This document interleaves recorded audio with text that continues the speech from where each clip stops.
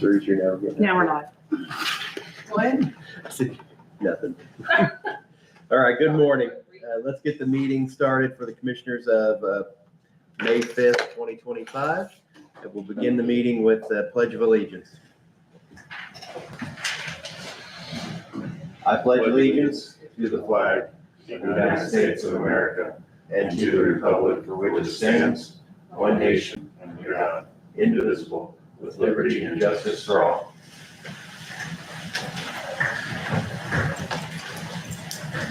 Okay, we have a quorum present. We have the pledge taken care of.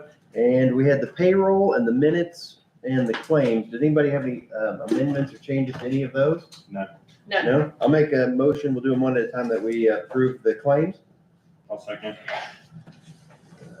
Actually, I do think, I apologize. I Oh, there forgot was that I one used- that was not signed. Yeah, I didn't sign one. I was waiting for some clarification on something on there. So let's do this with payroll.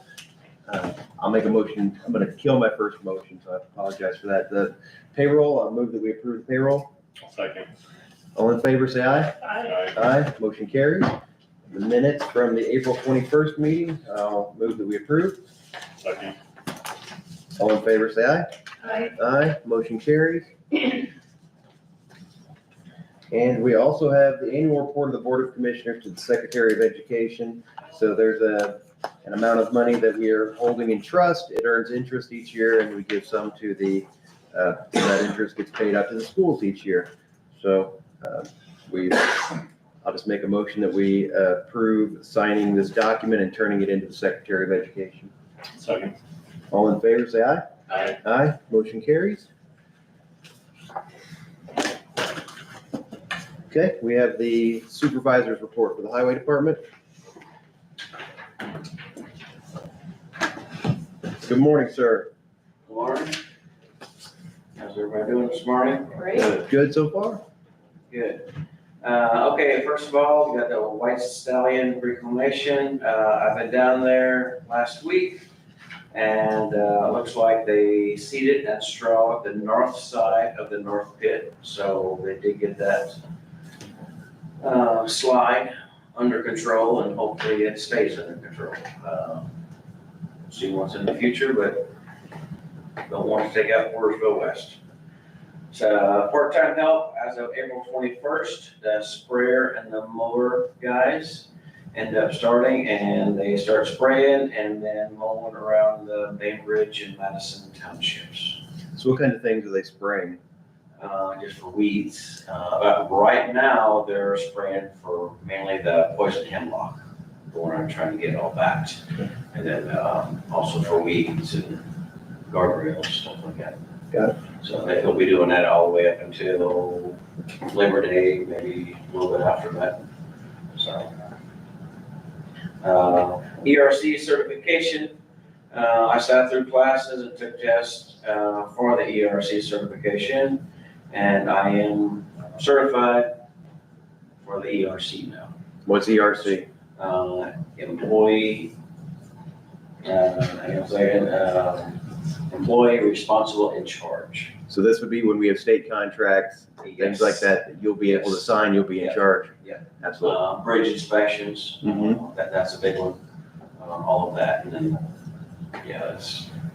so I guess Steve was for a little while, and then Brent came in and Brent took over, so then Steve canceled his, so I say whenever the other commissioner comes in, don't want to say anything yet, just in case, but whenever the other commissioner comes in, engineer, sorry, he will come in and he'll probably take it, but I'll keep mine for a couple of years, just in case, so. Sure. All right, then chip and seal, we're planning on beginning the day after Memorial Day. So hopefully things stay on schedule, and we'll be doing the overlays then, and then as soon as we're done with the overlays, we'll be going to the patches. So you're talking all through June and probably July. So, and we'll try to keep you informed, next meeting, hopefully I'll have a list as far as which roads and everything else, so. New engineer, we were able to find a good applicant to take Brent's place for the county engineer. I would like your permission to hire him after the May 19th council meeting. If everything works out, he will start on June the 9th. Yes, I think that's a great way to proceed. I don't know what the rest of the board. Oh, I agree. I thought he was a great applicant. Thought it was wonderful. Yeah. Yep. I thought so too, so. So you have our consent to move forward with that hire. Hopefully everything continues to work out like we think it will. Okay, especially with the corridor coming in and hoping maybe he'll do good with that, you know, as far as the roads coming in and that. If that ends up going through, that'll be a lot of work for the highway department. So. I bet you're looking forward to that. All right, that's all I got. Thank you, sir. Anybody have anything else for? Nope, thank you, Donnie. Okay. So we have just a couple minutes until the first comprehensive plan presentation today. So we have 3 of those total. Looking forward to seeing those. And maybe, hi, come on in. Yes. Were you needing something? I forgot if you needed I can, if you plug into the TV. television. Is that Yes. okay? Sandy, is that the location it should be? Donnie, you want to Where do you live on want it? the I right guess. side or- It doesn't matter. Do you have a place you'd prefer to have it? I'm gonna go there at 9 o'clock anyway, so. Is having it just in this location As fine? long as- Yeah. the groups are running the He TV. says I'm part of those, okay. He said. Do what? And it's coming in at before 9 also. Okay. To write everything down. Okay. Cool that a little bit.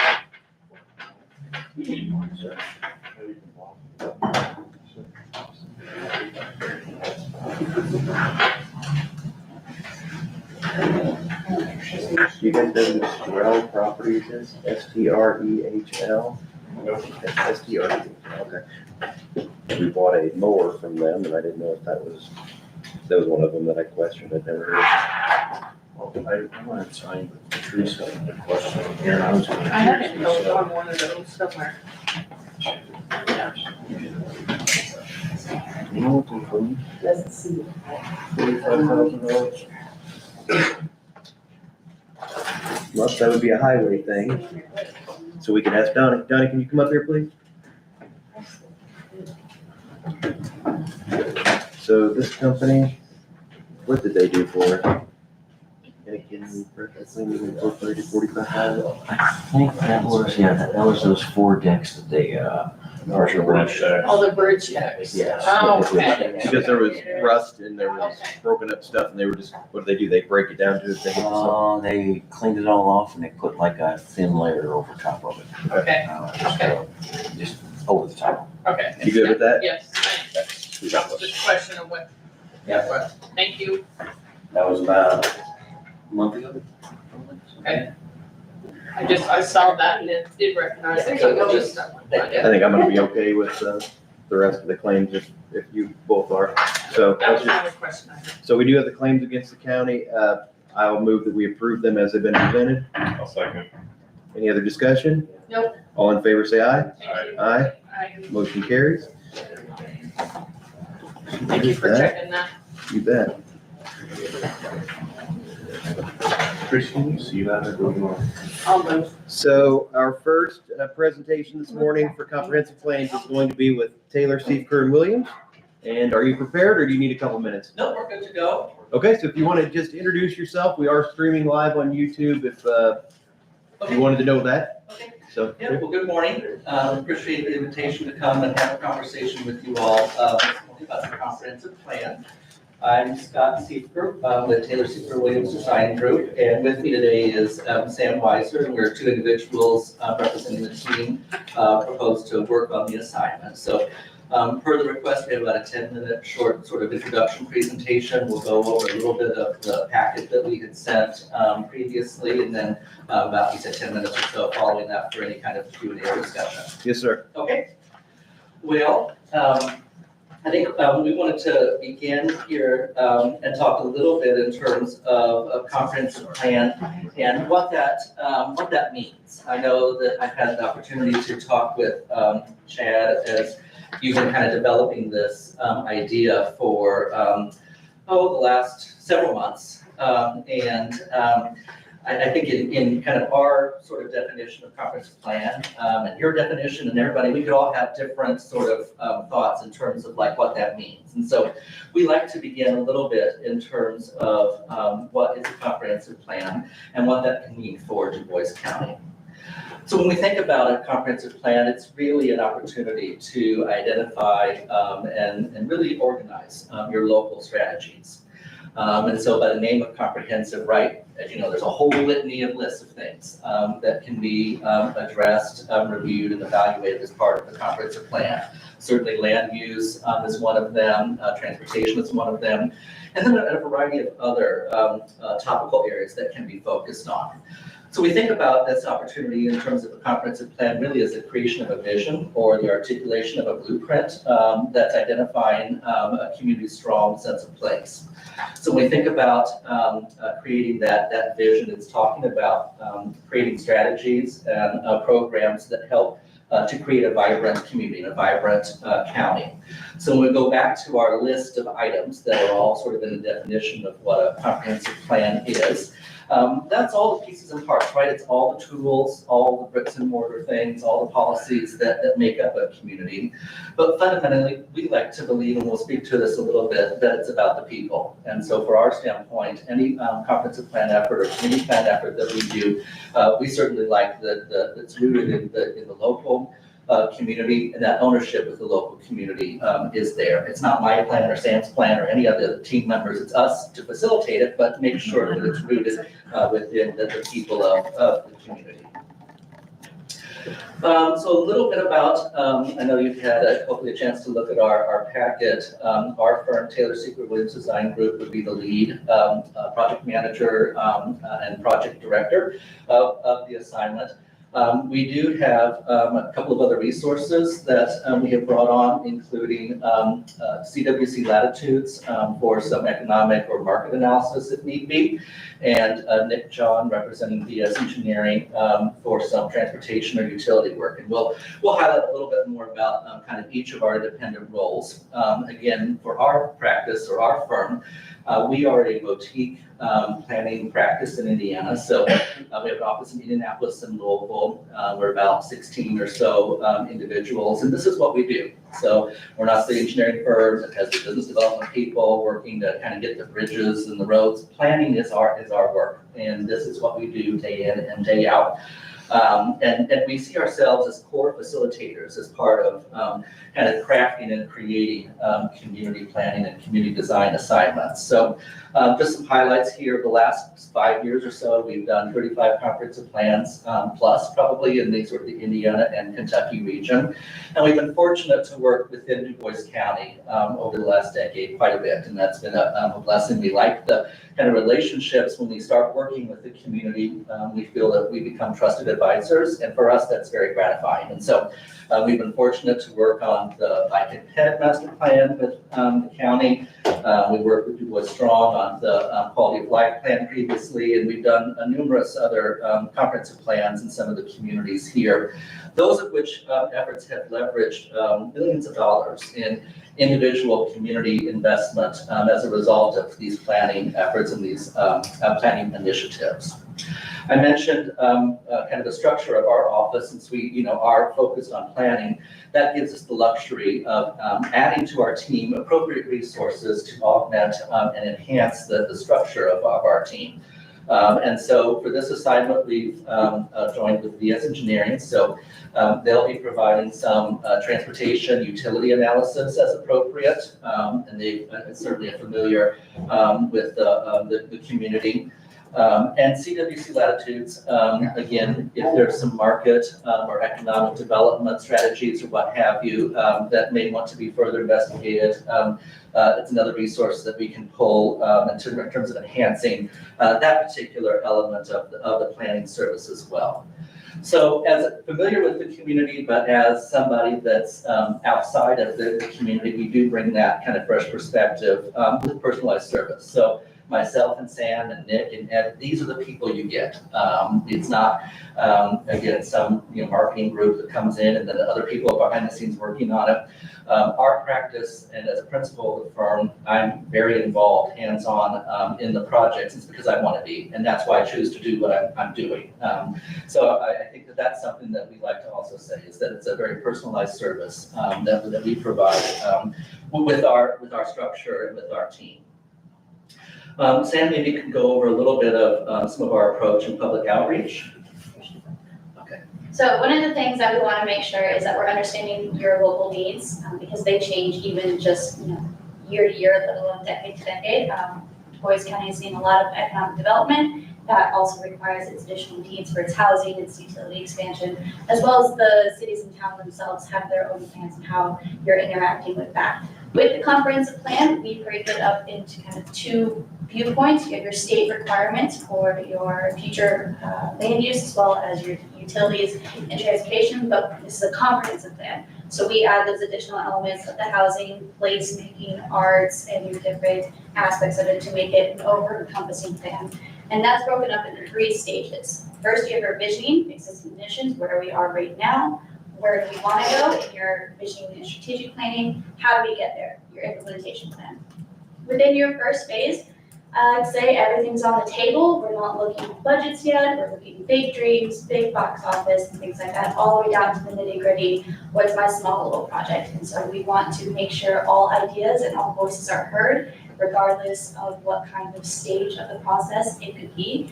And then going into your phase 2, we start to organize, okay, how we actually want to do that. Where does it fit into the overall vision of the plan? And making sure we're hitting those elements to make sure this is a comprehensive vision.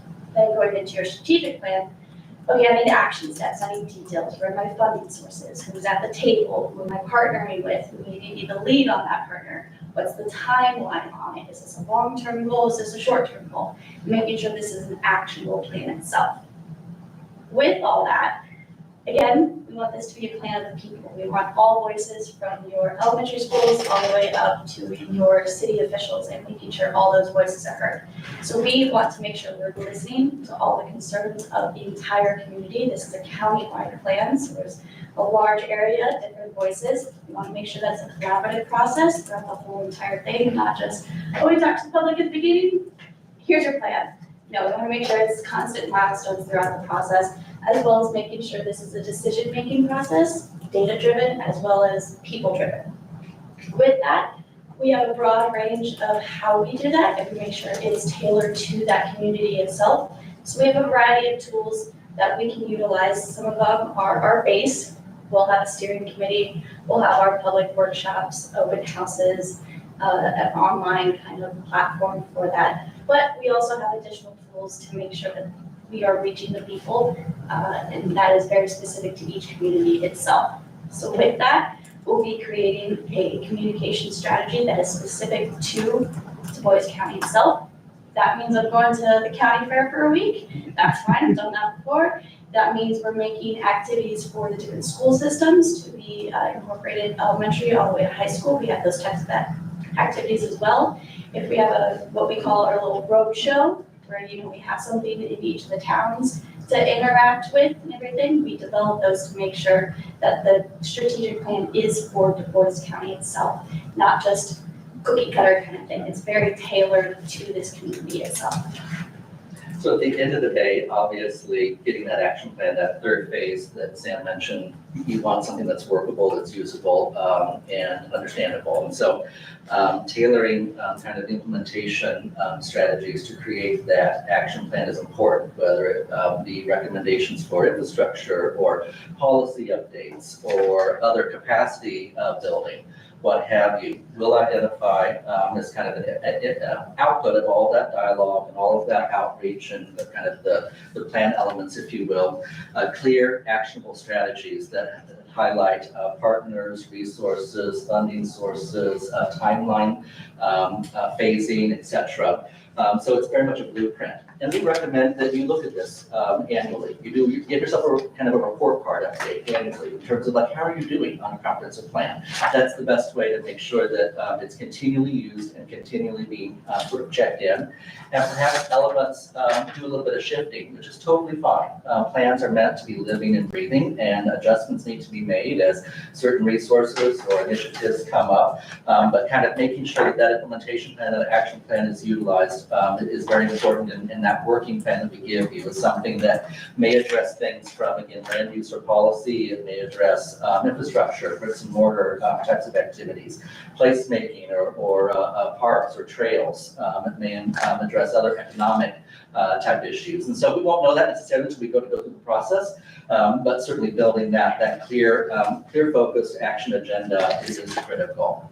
So fundamentally, kind of coming back to the beginning, the comprehensive plan is your opportunity to create this vision. And so it's your opportunity to dream big. So as a community, you can talk about anything in terms of kind of community activities, community desires. And so put those on the table. Engage, have those conversations. It's your opportunity to do that and think about the next 10 plus years, where you kind of want to go, and we can talk about how we want to get there with that action plan, and making sure that at the end of the day, we're leaving you with a very clear and concise action plan that's usable for you all as a county to move forward. And so with that, I know that was quick, but we wanted to kind of cover a lot of points in terms of the kind of the proposal material, give you a little sense in terms of kind of our approach and philosophy to planning.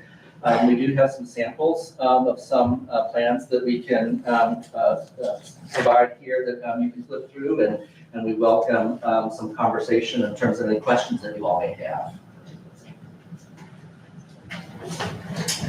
So are these samples available online? Like if I went to those communities, or would they be on your website? Many of them are solo, either. So I'm kind of looking here,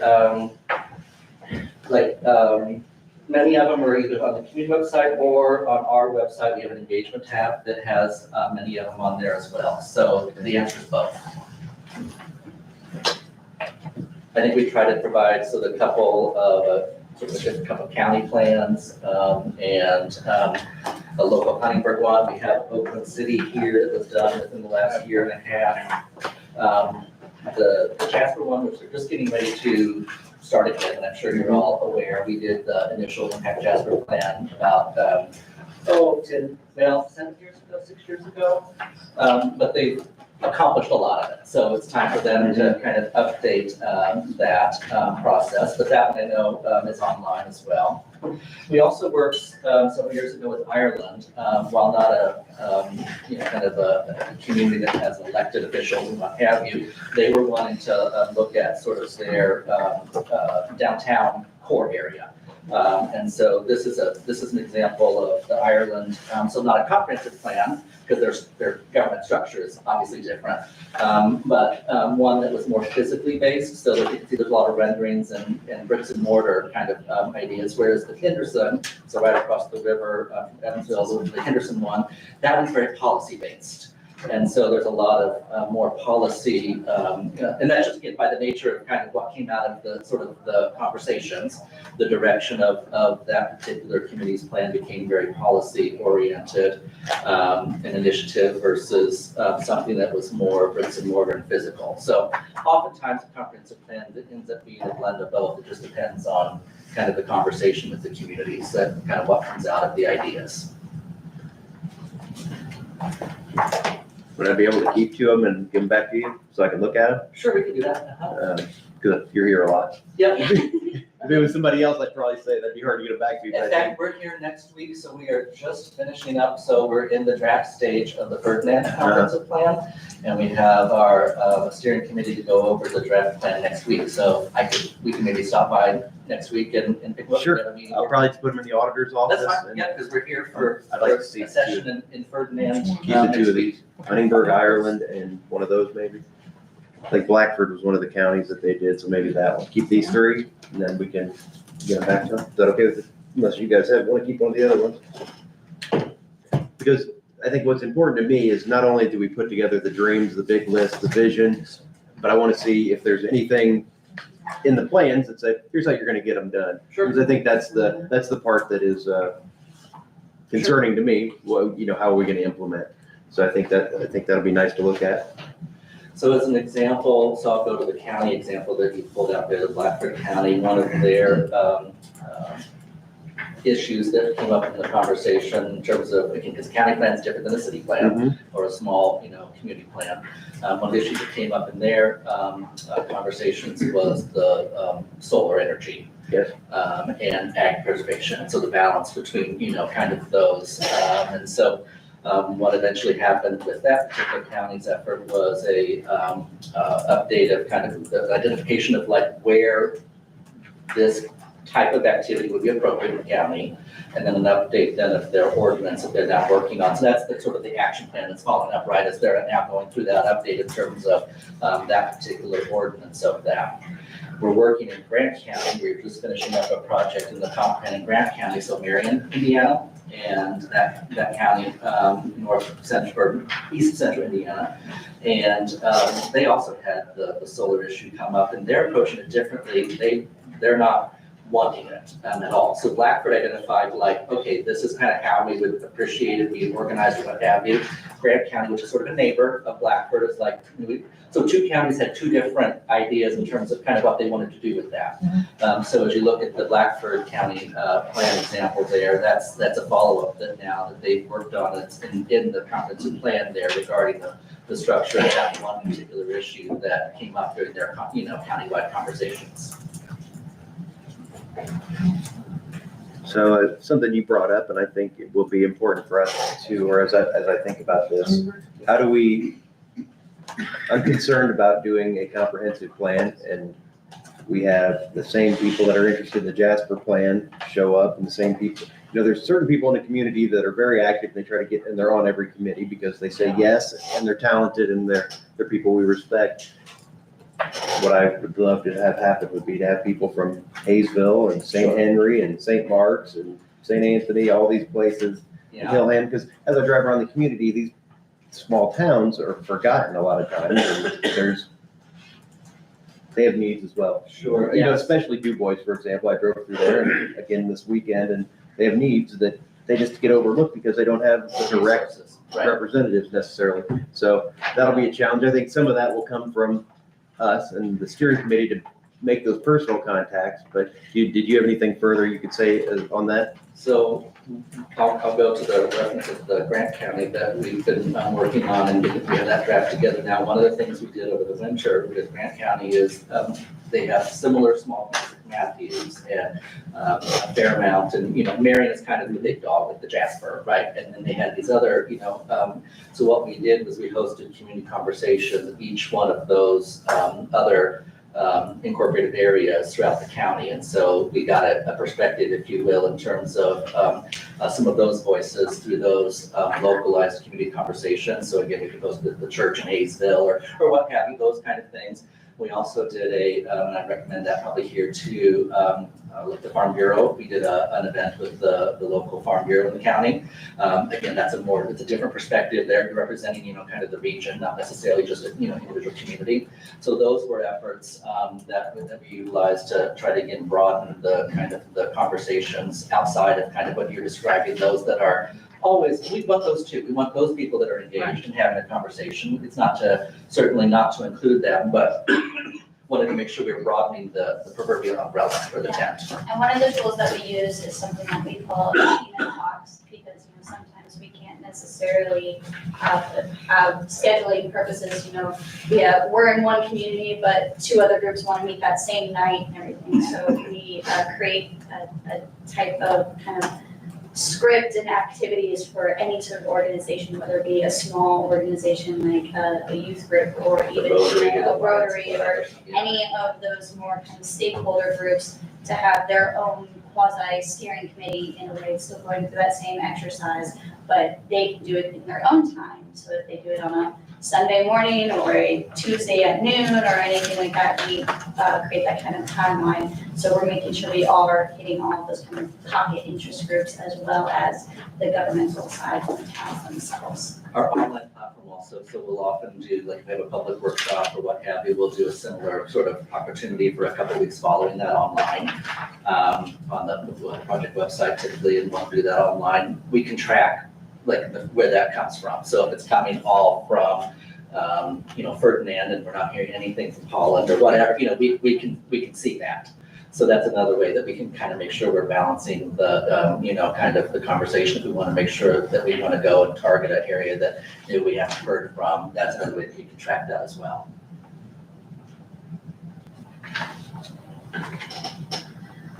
Any other questions from the board? I don't have any. Okay, well, we appreciate Wayne, thank you. the opportunity to come this morning and Thank you so much for this. Appreciate it.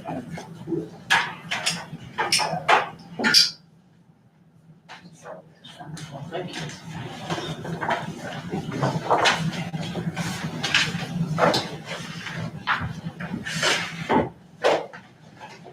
so you can just, I have the count, you have 3, is that what? Yeah. Okay.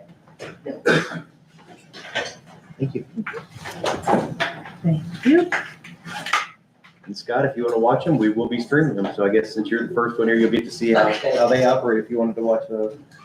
Well, we appreciate the conversation. Thank you all. Definitely. You have a good rest of your dreary Monday. It's kind of blah there today. It is. Safe travels.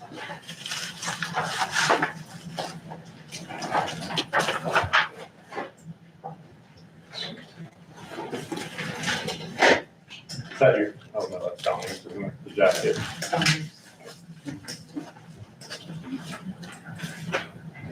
Let's make sure they weren't forgetting. Mr. Schnell? Morning. Morning. You here to talk about the 4-H swine barn update, so I think you did the same thing with the county council. I last- did, yeah, I got just a little show and tell, take a few minutes of your morning here. Would either of the commissioner, if you want to see these, or you just want me to look at them? You think you're in good shape with them?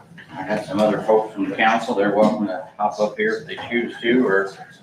All right, I think I got to the part of the meeting with the county council the other day where they were discussing if the project came in under the amount that they budgeted for you, did they allow you to keep the remainder of the dollars to do other things? yes, they Okay. did, Yes, you did. yep, And it did come in under. they did, and we greatly appreciate that.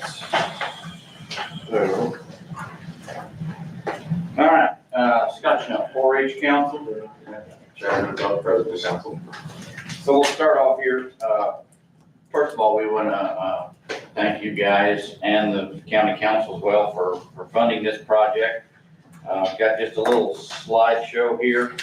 So if you guys look at the one that's printed in landscape and stapled in land, that is the before pictures.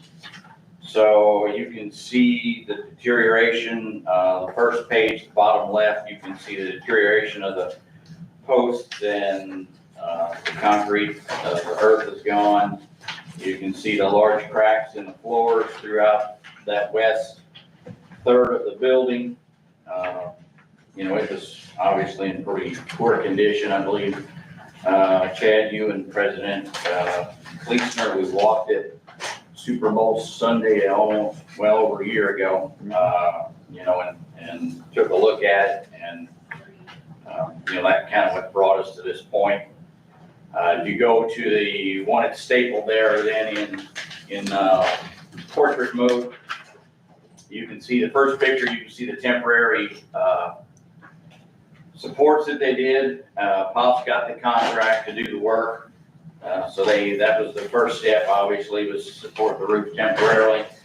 And then the next picture over, that was the corner post at the southwest corner. That was supposed to be a 6x6 post, and it just rotted down to the point there was only 2 inches of it left. So, and then as you go through there, you can see where they started demolition on the floor. As per the next page over, they were required to pour a footer with some rebar reinforcement, which they've got in there.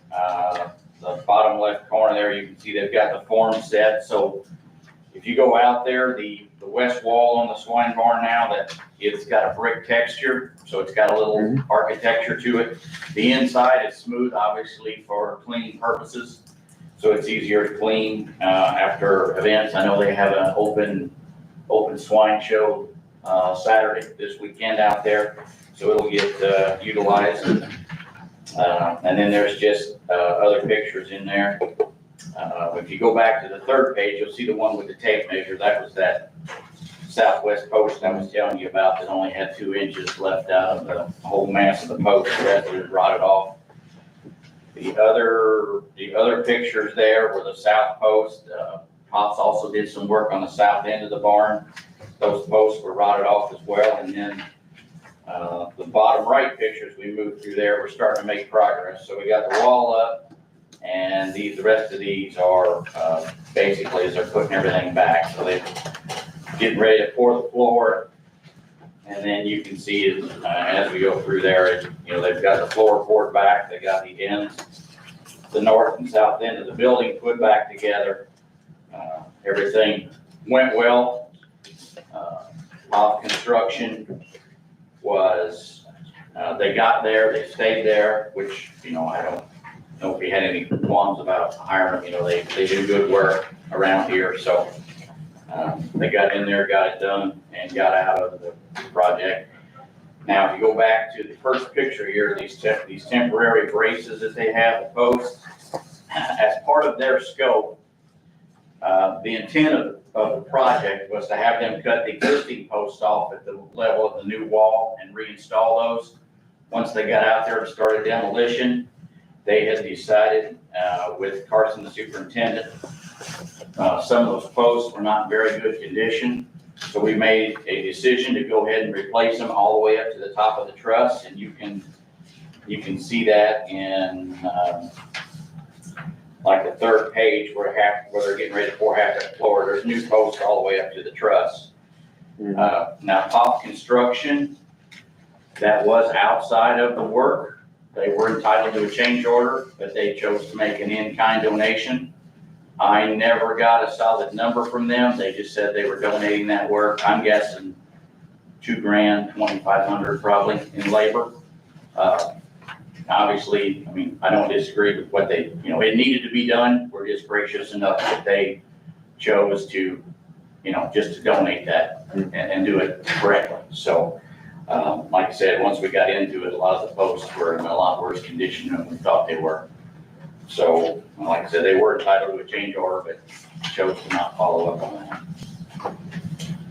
that. So, to your point, when we started this, yes, I was at the council meeting last week, and they did go ahead and it was funded as $125,000. They did go ahead and choose to let us move forward with that. The horse barn needs paint. We want to get some riprap. The horse barn roof needs some paint on it. We want to riprap the hillside where the swine barn is to, it's such a steep slope, it's hard to maintain. So we're, with some riprap, we want to, obviously we've gone to this extent now. We don't want to, create any more issues, and we've got them all fixed up. We're getting all new gutters and downspouts on all the buildings out there. That is through a grant. We've got a bunch of grants. I won't say a bunch. We've got several grants. Some of them, I think Casey's General Store was $1,000, but $1,000 is $1,000. So, it'll buy some paint, nails, and whatever. So I think that's correct, Luke, right? Okay. Luke's kind of hard grant digging. So unfortunately, he's leaving us. He's taking a job. He works with Jasper Engines. He's moved to Missouri. So, the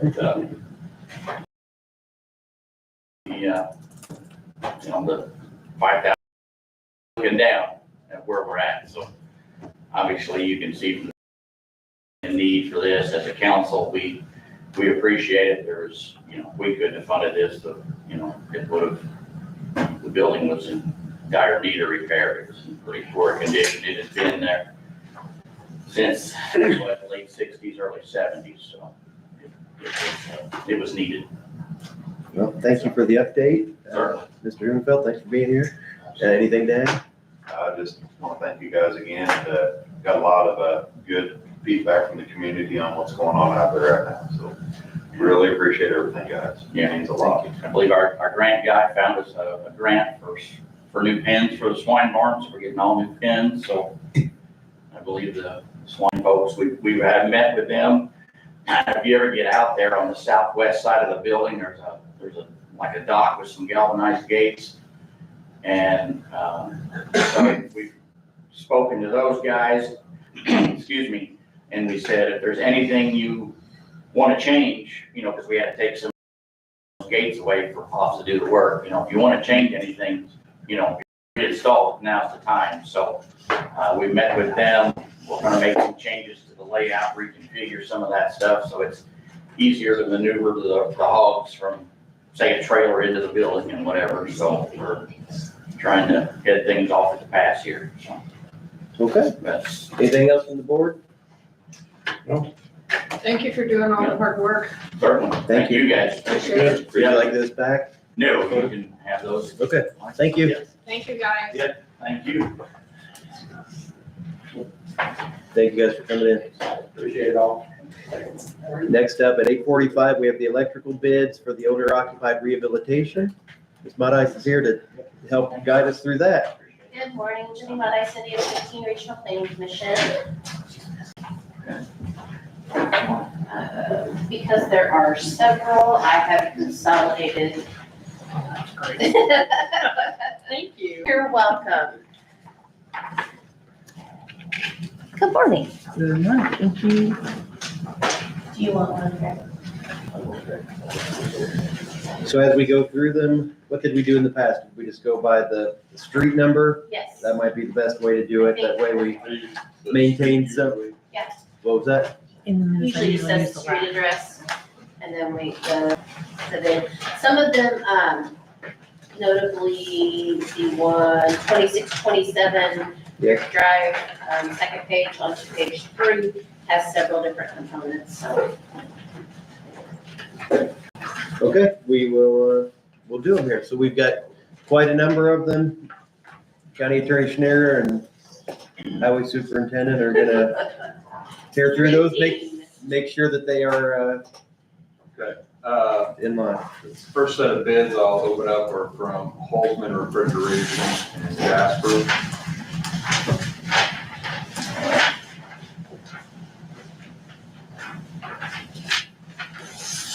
Got a bid here for a Virginia Street Furman location. Okay.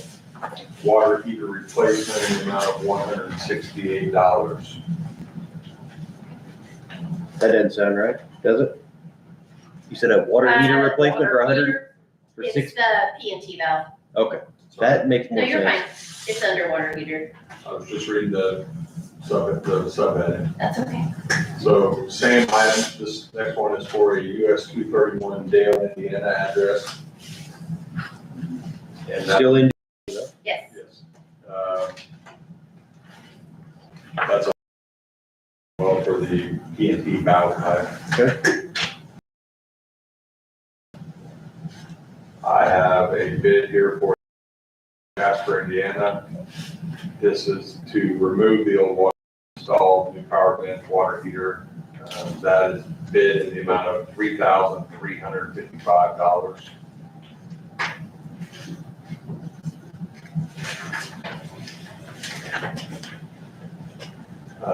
And sorry, that was 2525 Pierce Drive.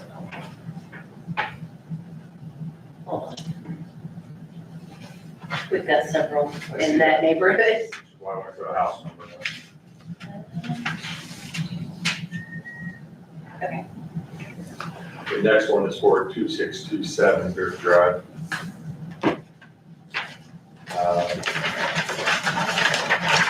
We have an HVAC to install an Energy Star rated AC unit. First line there, bid amount of $8,289. 8289. Also under HVAC description to install a P&T valve pipe on boiler and pipe it. to within 8 inches of the floor is $168. The bottom there under HVAC for a contractor to install a mini split system that will both heat and cool all rooms on the second level is in the amount of $7,273, $7,273.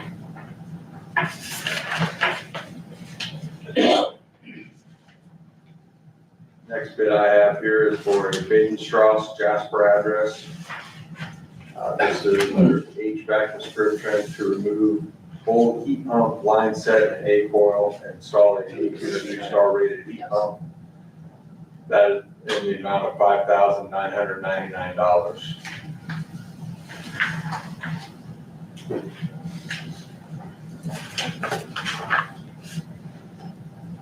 Next bid is for Vogel Avenue, Huntingburg, Indiana.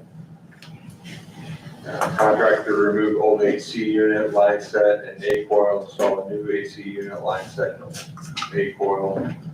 Brief description of services, and that is bid in the amount of $3,696.69, 3696.69.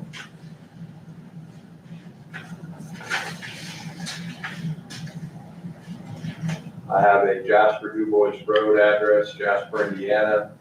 This is for installing a new P&T valve drain pipe. That bid is in the amount of $168.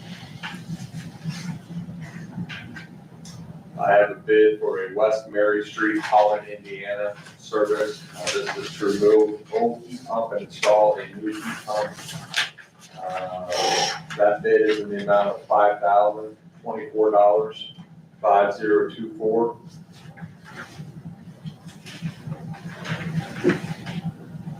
I have a Main Street, Vernon address. This is second line item under HVAC.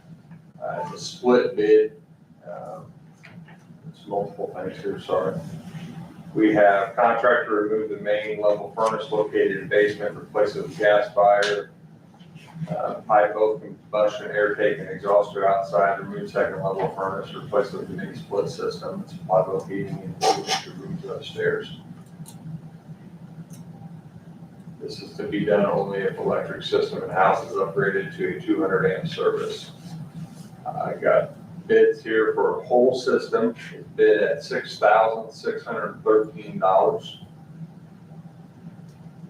Furnace only is bid at $3,235. And to go ductless is bid at $12,449. What was the last one again? For what? It says ductless, $12,449.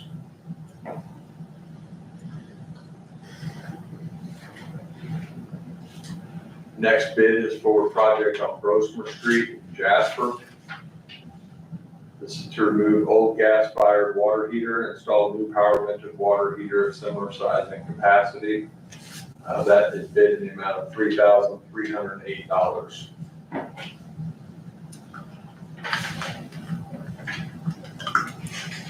Next bid is for an address on East State Road 264 in Vernon. This is a P&T valve drain line and pipe, $168. Next is a West 12th Street Huntingburg address.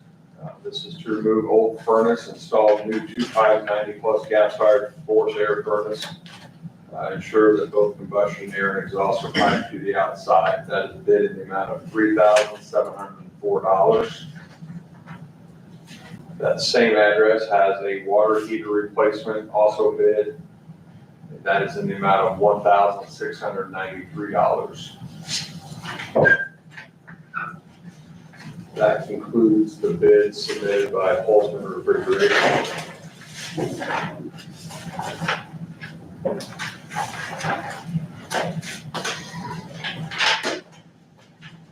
Next, we have a series of bids from Huntingburg Mechanical, Huntingburg, Indiana.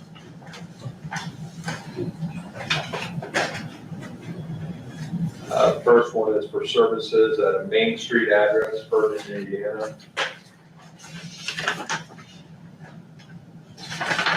Main Street, Ferdinand, or what'd you say? I'm sorry. Yes. It's Main Street, Ferdinand, 1705. Got it. This is a bid for electrical upgrades. Page 4. Thank you. I just know my unit address now. I've Okay. given these people enough. Electrical upgrades, bid in the amount of $17,500, 17500.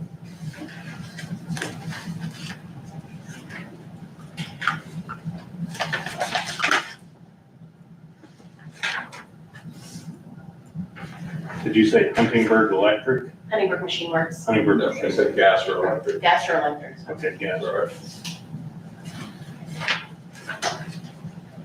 So that wasn't Huntingburg, so did Huntingburg Mechanical just do one? I'm sorry, I misspoke. It's got everything listed on here. It is, the bidder though is Huntingburg Mechanical. Okay,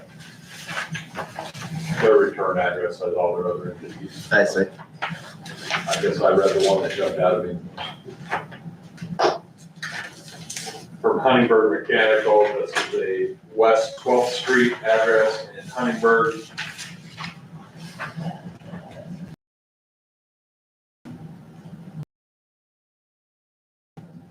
They bid the HVAC and replacement for the old furnace. That is in the amount of $3,425. They have also bid for electrical upgrades in the amount of $16,500. And then they have bid for a water heater replacement in the amount of $1,350. 1,150? 350, 1,000. 1350. Got it.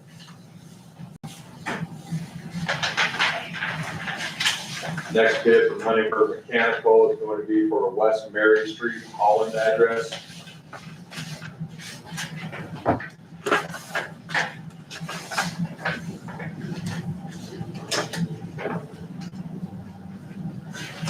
Electrical upgrades, ensuring all kitchen countertops are GSCI protected. That bid is in the amount of $275. The total for those services. Boys County, but South US Highway 231. Page 1.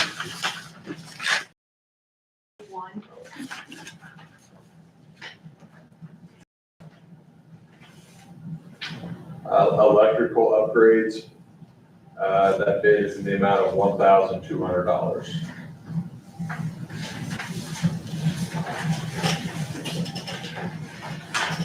Basinstrasse address in Jasper. Again, from Huntingburg Mechanical. Electrical upgrades in the amount of $545, 545.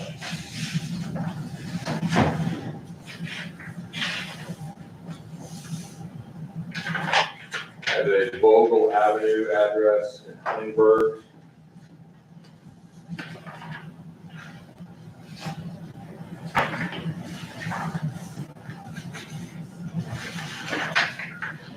Services bid here for HVAC services, remove the old AC unit and install a new Energy Star AC unit. That bid is in the amount of $4,450. There's a additional bid for electrical upgrades to that location in the amount of $15,750, 15750.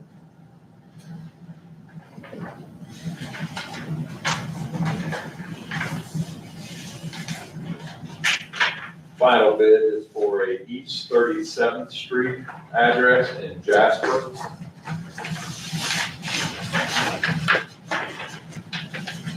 Page 1. This is for a series of electrical upgrades. The bid total is $16,500, 16500. Ms. Modest, for the record, what's the amount of the maximum grant? We were doing 15,000? 15,000, sir. So if one of the customers was able to come up with the 1,500, like in that last one, with the additional $1,500, we could still do the project, or we can't have them do any cash in? It's either, And we have had several that have offered, but. so why can't we do that? It's just the nature of the grant, Yes, the they source don't. of the funds? Yes, they don't want them to, that to be an incentive to communities to do the grant so that they can kind of not require homeowners to pay it. Sounds good, thank you. You're welcome, I'll review and. Is that everything? And that was all the bids. We did have one contractor reach out this morning. They had put down the wrong date. The bids were due and had anticipated turning them in for next week. But doing this separate So we had several properties that didn't get bids at all. again. Yeah, and several of them have actually been bid before. Okay.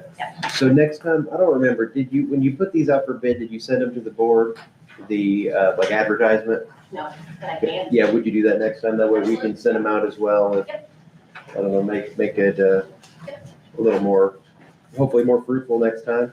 So you're gonna look at these and then when will you be back with us? You wanna do it at the end of the meeting today? Do you have that much, or do you wanna do it? I would love to hang out with you today. Okay, well, we'll do that. Just, if I start closing the meeting and you're still here, please wave and we'll make sure we get to it. I'd like to get those taken care of if we can. Absolutely, I'll be back in 2 weeks for roof bids as well, so. Okay, it's 9 o'clock. We have a couple things going on here. So our first thing is going to be a bid opening for paving projects for the highway department. Let's do that one first. Okay. We have bids, I think, handing out some tab sheets there. First set of bids I'm opening are from J.H. Rudolph. I'll identify them, but they are bidding on project 2504, 05, and 06 only. There are other projects. 4, 5, and 6. Yes.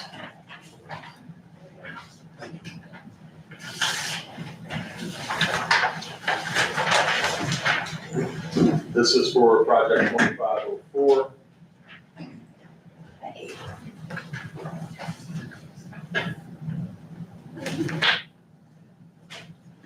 Which is Country Wood Estate subdivision.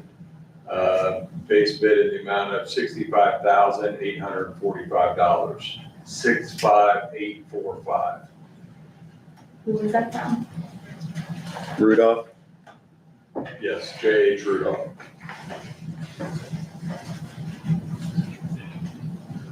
$65,845.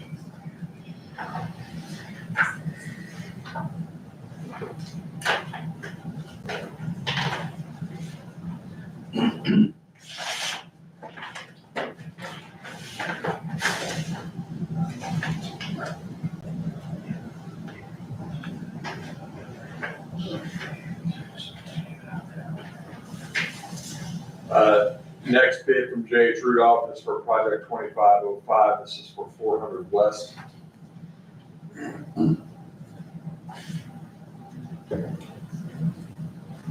Base bid in the amount of $66,050, 66050. And then there is a alternate bid in the amount of $26,158, 26158. And the alternate bid is for the city of Huntingburg portion. Mr. Leaden, can you tell us what that's about, why we're taking a bid for the city portion? They are going to go ahead and, all in one road. That city owns part of it, of course, and they're gonna, I believe they're gonna go ahead and reimburse us, the city of Huntingburg. They're gonna, they'll pay them separately. We're taking the bids and Huntingburg will pay their own way. Yes. Okay. Final bid from J.H. Rudolph is for project 2506, which is portions of 540 East and 1150 South.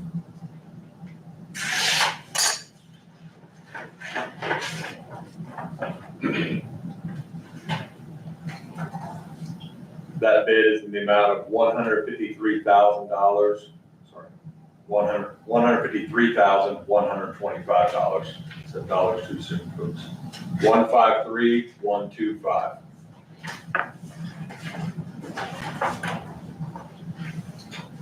I'll next go to open bids for E&B paving.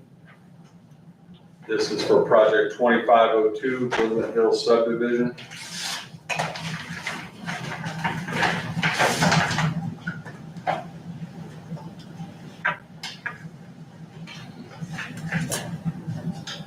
Their bid is in the amount of $222,490, 222490.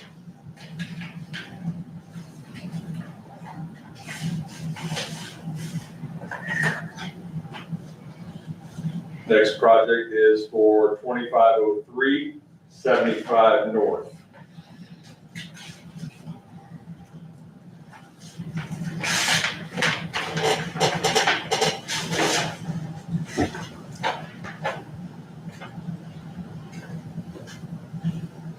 That bid is in the amount of $70,745, 70745.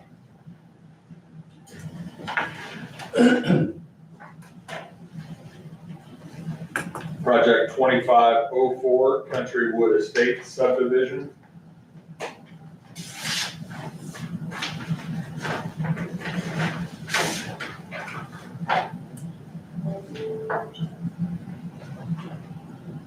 That bid is in the amount of $52,990, 52990.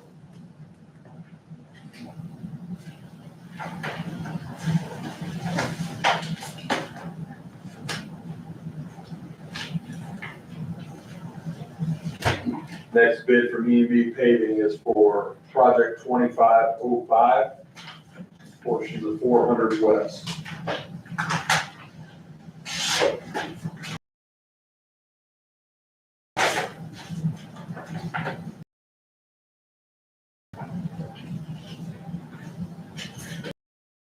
This bid is in the base bid for the county is $60,000, 60729. And the alternate bid for the city of Huntingburg portion is in the amount of $24,391, 24391.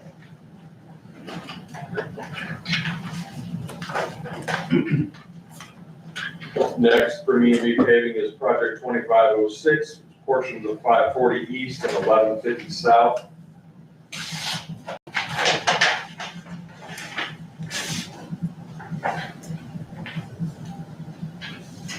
That bid is in the amount of $126,420, 126420.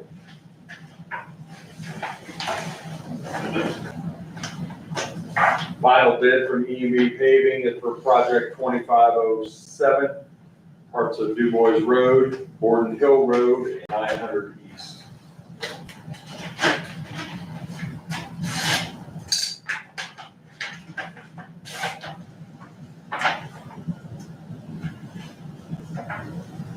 That bid is in the amount of $196,450, 196450. That is all from E&B. Next, I'll open bids from CNR Construction. First bid is for project 2502.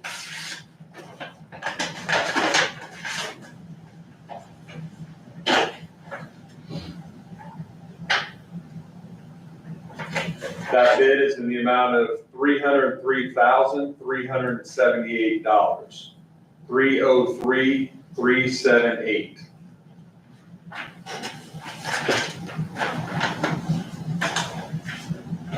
Project 2503.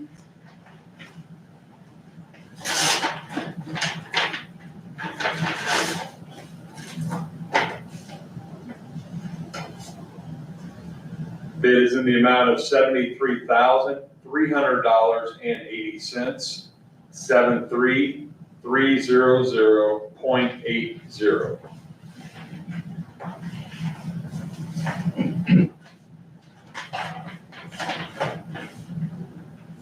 Project 2504.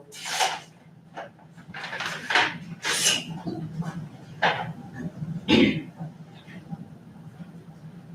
is in the amount of $71,470, 71470.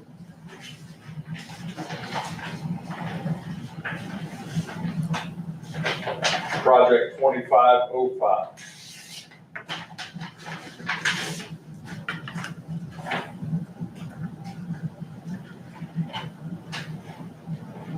The base bid for the county portion, $59,587.50, 59587.50. The alternate bid for the city of Huntingburg portion is in the amount of $24,492.60, 24492.60.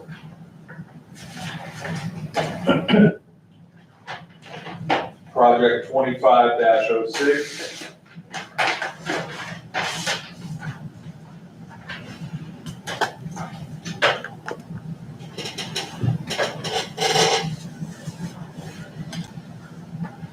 Bid is in the amount of $123,306.60, 123,306.60.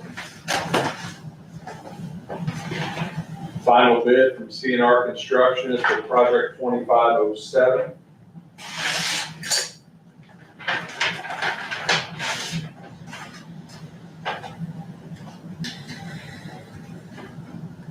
That bid is in the amount of $172,000, 172,000. Final set of bids from CalPower Paving. Starting with project 2502, Woodland Hill subdivision.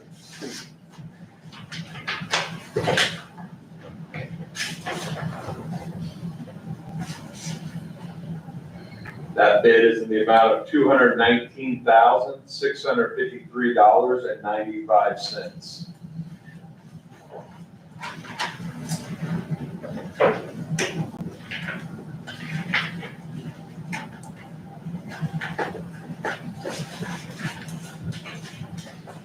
Project 2503 or 75 North.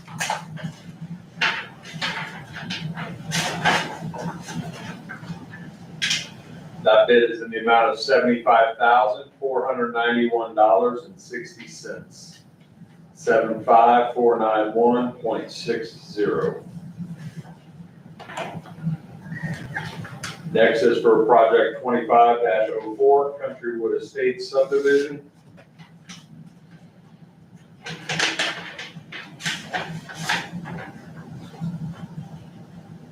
That bid is in the amount of $54,910.40, 54910.40. Next, project 2505, which is 400 West.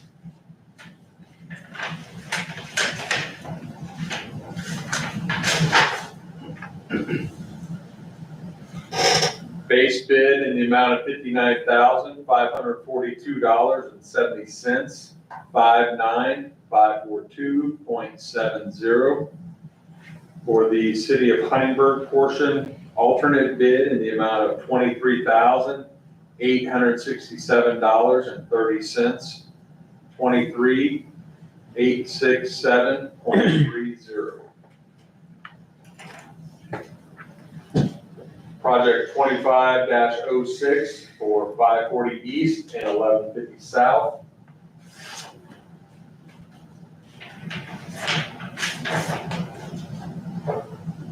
Bid is in the amount of $141,096.50, 141,096.50.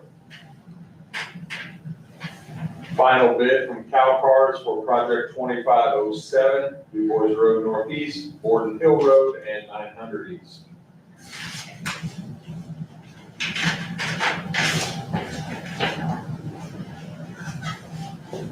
That base bid is in the amount of $187,667.50.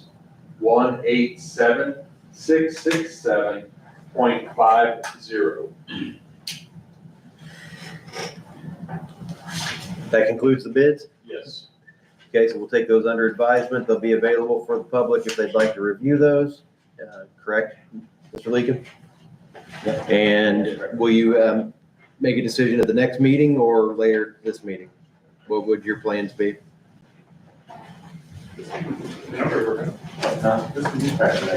Okay, so you'll get back with us at the end of the meeting. Let us know if all the bids are in order. Okay, thank you. Okay, next up, we have the Rob Slotin property. The health department is here to talk with us about that. A little more than 2 weeks ago, Mr. Slotin was here. We were talking about a property on Main Street in DuBois. The back of the building was deteriorating. The bricks falling off. It was in the right of way, and it looks like a unsafe property. So I don't believe if he looked in the hall, he's not here, is he? He's not here. Okay, so the requirement at the last meeting, I guess I could check the minutes to make it official, but I think what we said was in 2 weeks, you're either gonna have a purchase agreement in order with someone that will make the repairs to the building, or number two, you will have a contract with someone to get the work done out of his expense. We further stated that he was going to get all of the brick and the debris that is in the right of way cleared up and out of there. So since that time, is that your understanding, the board and the health department? Does that sound like what where we left last time, a decent summary? And I drove up by there yesterday. It looks like, to me, it looks very similar to what it looked like 2 weeks ago. I think the only thing you did was move the bricks out of the right of way. I don't know, Come back. Brent or somebody can confirm that, but we did see some movement of the bricks in the right of way. That was it. I don't think anything else in the building's been touched. So I did go up yesterday and or Saturday maybe, and took photos. It looks like the bricks that were on the road, right on the road, were pushed back about 4 or 5 feet. So now they're up against the building, and there are some little cones there. I don't know where, I guess there's like 1, 2, 3, 4 cones there. I did send them to both of the commissioners so they could see them. The back of the building is still looking rough. Yeah, so it looks like, I mean, if a person was walking by, I mean, this could fall over at any time. So what does what's the health department's stance as of today? What do you say? So we basically made contact with 2 individuals that we knew were interested in purchasing the property. Both of them did confirm they were interested in it. We connected them with Rob. Have not heard a word since, so I don't know, with him not being here, what his decision is.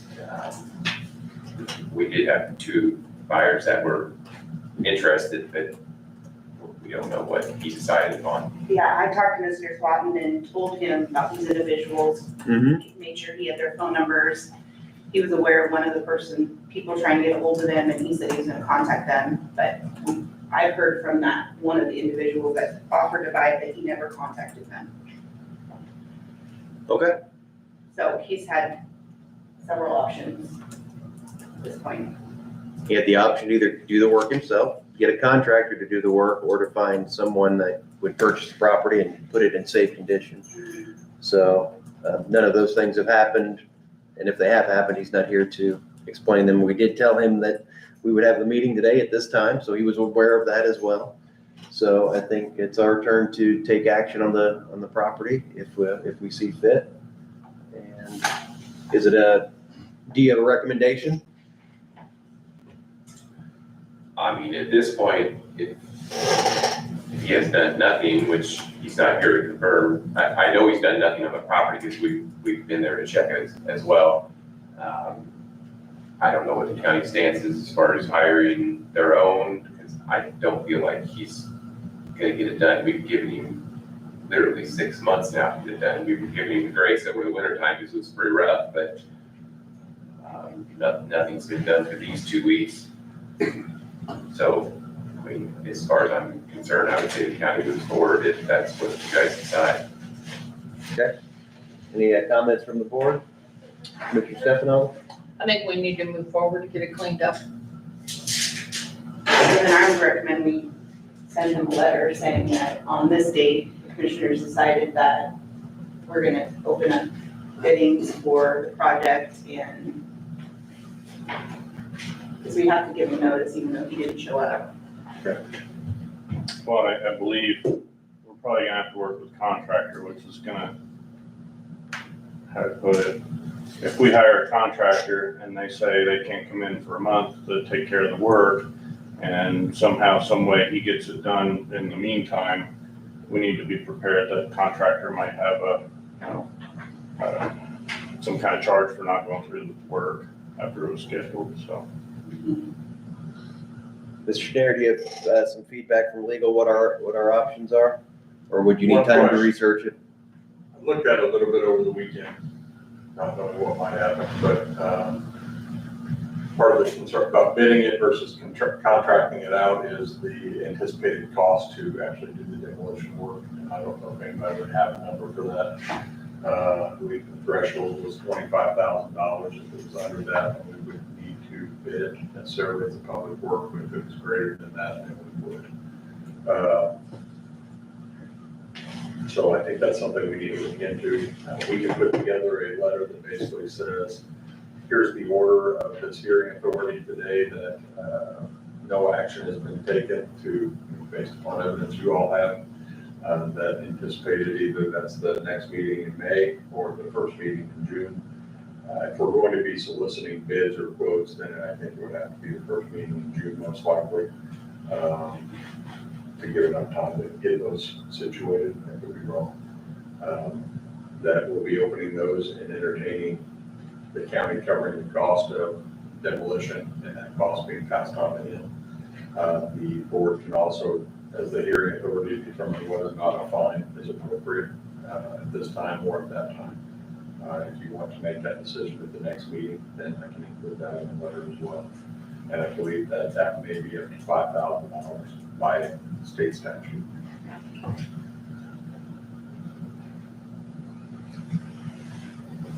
Mr. Gleason, are you aware of this property? Have you seen the photos or do you know what? I'm just thinking that, to me, it doesn't look like, I mean, I've seen destruction jobs, I guess, before, and I don't think it'd be above a $25,000 job to tear down the back part of the brick. I mean, would you concur? I mean, I don't understand the price of things all the time, but it seems like a $10,000 job, maybe, I don't know. So, Mr. Schneer, would you recommend that the health department reach out to a couple contractors, get a couple, quotes that way, just, have them email them, call them and. The health department doesn't have their own resources. I don't know that that's something that our county highway department is in their area, plus they got other things to do than reaching out to a couple of demolition firms or contractors. Having them look at it and preparing a quote. And I would say based upon Mr. Hostetler's statement, a cost for cancellation. If we did award something, so that could be passed on to the landowner. So can you say that one more time? You think who should move forward with this? Just making phone calls? I just said fine with the health department reaching out to a couple of contractors, yes. Okay, because it is an unsafe building. I think, as far as our board, I would say that it's been determined by this board that this is an unsafe condition, an unsafe, structure, and for the public safety, public health, that we should take further action and move forward with trying to get it removed and remedied. That being said, once that bill comes in, it will be recorded and it will be assessed to the landowner's property, and he'll owe for it. So I guess we would initially send him the bill. If it doesn't get paid within a certain amount of time, we would move through the process of trying to get it attached to as a lien against the property. My plan would be to include that in this notice, when we're going to have our next meeting or hearing on the status, update on those matters. Are you making that letter or are we doing? I can make that letter. So you want 3 quotes or do you want 2 or 3 is good with me, just something so we know, more than one, just to make sure that we're, it's not You our might business. reach out to 5 companies, and you might get 2 of them to reply to you. Well, we've got quite a few people that we work with on the septic side that have the exact same equipment. So we've got relationships with some of those people that we know that do this work. So I didn't know if it had to be 3 or if it. Yeah, I don't know what the cost is. If it was, it would need to be 3, so if you want to be on the safe side, get 3. Okay. So if it's over 25, we need 3. Can we clarify as to what we're taking down? Right, so It's, I think part of that's gonna be the scope of the work that you're gonna let the contractors know, which part's unsafe and what are we doing with the remnants and the debris. from my Because understanding, the back portion that it was added on needs to come. That's what's gonna come all down, clean. They're gonna have to fill that hole Okay. for the basement. but just the one's gonna come down and everything's gonna be level. The other one is gonna stay The standing, front portion, as far as we're aware, is still in good structural condition. The it'll roof, stay intact. Okay, if we pull the backside off and the whole wall of the other We one don't falls know off, then yet. we're probably in the, right, in the other situation where we have to start figuring out how to get rid of the rest of it, but. okay. We've been in the front part of the building and it's fine. It seems like it's structurally He's using safe. that for storage, for a lot of his stuff. That's still, as far as we are aware, in good structural condition. It's just the back portion that they But have. they're not actually attached. They're just mortared together. It's Okay, not, the bricks okay. aren't tied together. They're just, Okay, it should be a clean break if it all goes well. Okay. You get a good well, we operator. don't know how well the other Yeah. structure is, I mean, but what I'm they- saying, our intention is the part that's, That's the intention, but it Right. doesn't always go as. I If they knock understand the other that. wall down, then it's probably the whole building, and then I we have to come understand back and say, well, this ran into this problem now. right. I get it. Does the board want to entertain a fine today, or do you want me to make reference to that will be addressed in the next hearing based upon further non-compliance?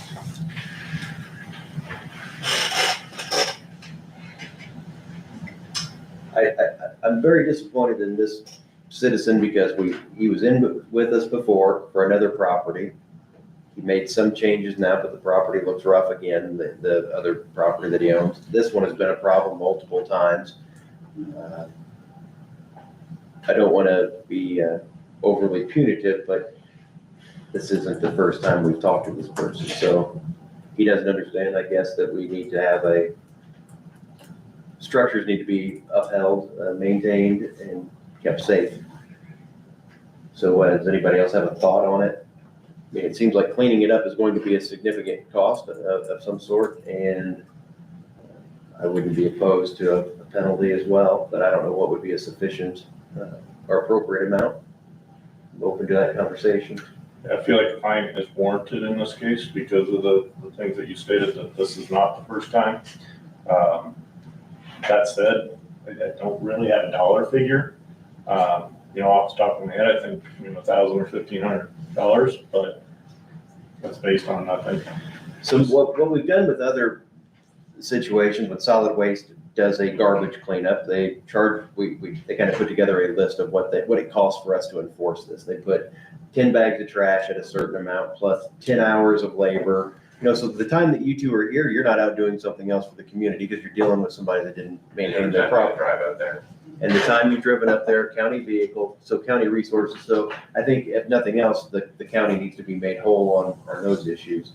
So I would guess $1,500 would probably cover that. Maybe, do you think, how much time do you think we've spent on this? Oh, I've spent hours on this with him. Like 20 hours, 10 hours, 5 hours? 20 hours. I mean, if you add it up over the years, I mean, me alone 20, he started the case back in 2019. Oh, my. that's when he did just enough to get by, put a roof over this portion, but apparently it was not a good quality. So it just deteriorated and fell in. Unless they might have put a decent roof on it, but the structural integrity of the stuff that they nailed it to underneath was completely rotten up and it fell in with the storms, and then the one storm actually blew the one wall over in the road. That's why he had to get it out of the right of way when we were at the last meeting, so. So did you address the other property as well years ago? So I don't remember what year it was, I could look, But you have. but he has a home, which Okay. is 2 blocks north-ish of there, if I'm getting it straight. And there's housing, I don't know what it was, but I think it looks like there's construction material, there's vents, that you would see in a, So, commercial kitchen. right, One of those, there's multiple of those in the yard, there's an RV that's parked out there that Right. doesn't look like it's been moved for years. It looks like there's a plank insulation on the front porch that's been there since at least 2021. So, and some of the siding is falling off, there's vegetation growing up the side of the north side of the house. I mean, it looks like it's just getting worse by the year. So that is the property that, there were some violations. He did the minimum to get it fenced, I think, at that time, to hide it. I wasn't in on that one. Right, so that was the problem we had at that time, in addition to this property.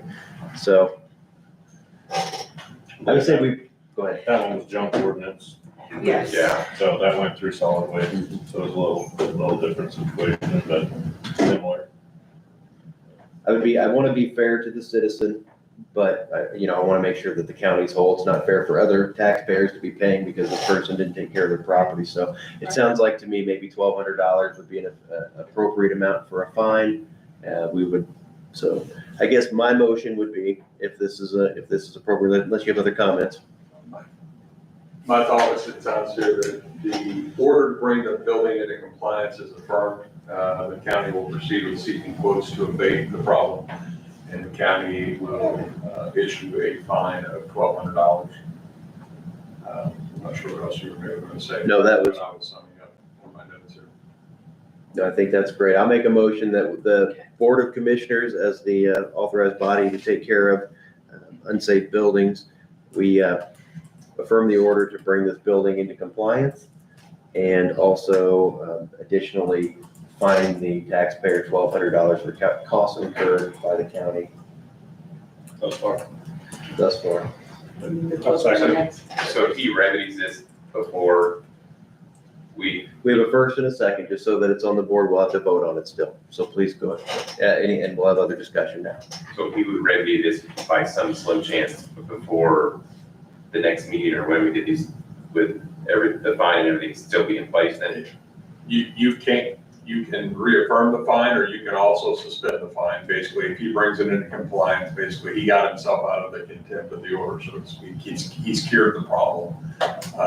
Then you can basically forfeit that fine and you can withdraw it. I don't think I'll do that. Okay. I'm not in charge. My third of the vote would not be to release that, because we still incurred the cost. We still had to deal with the headache and this. And generally, our time spent.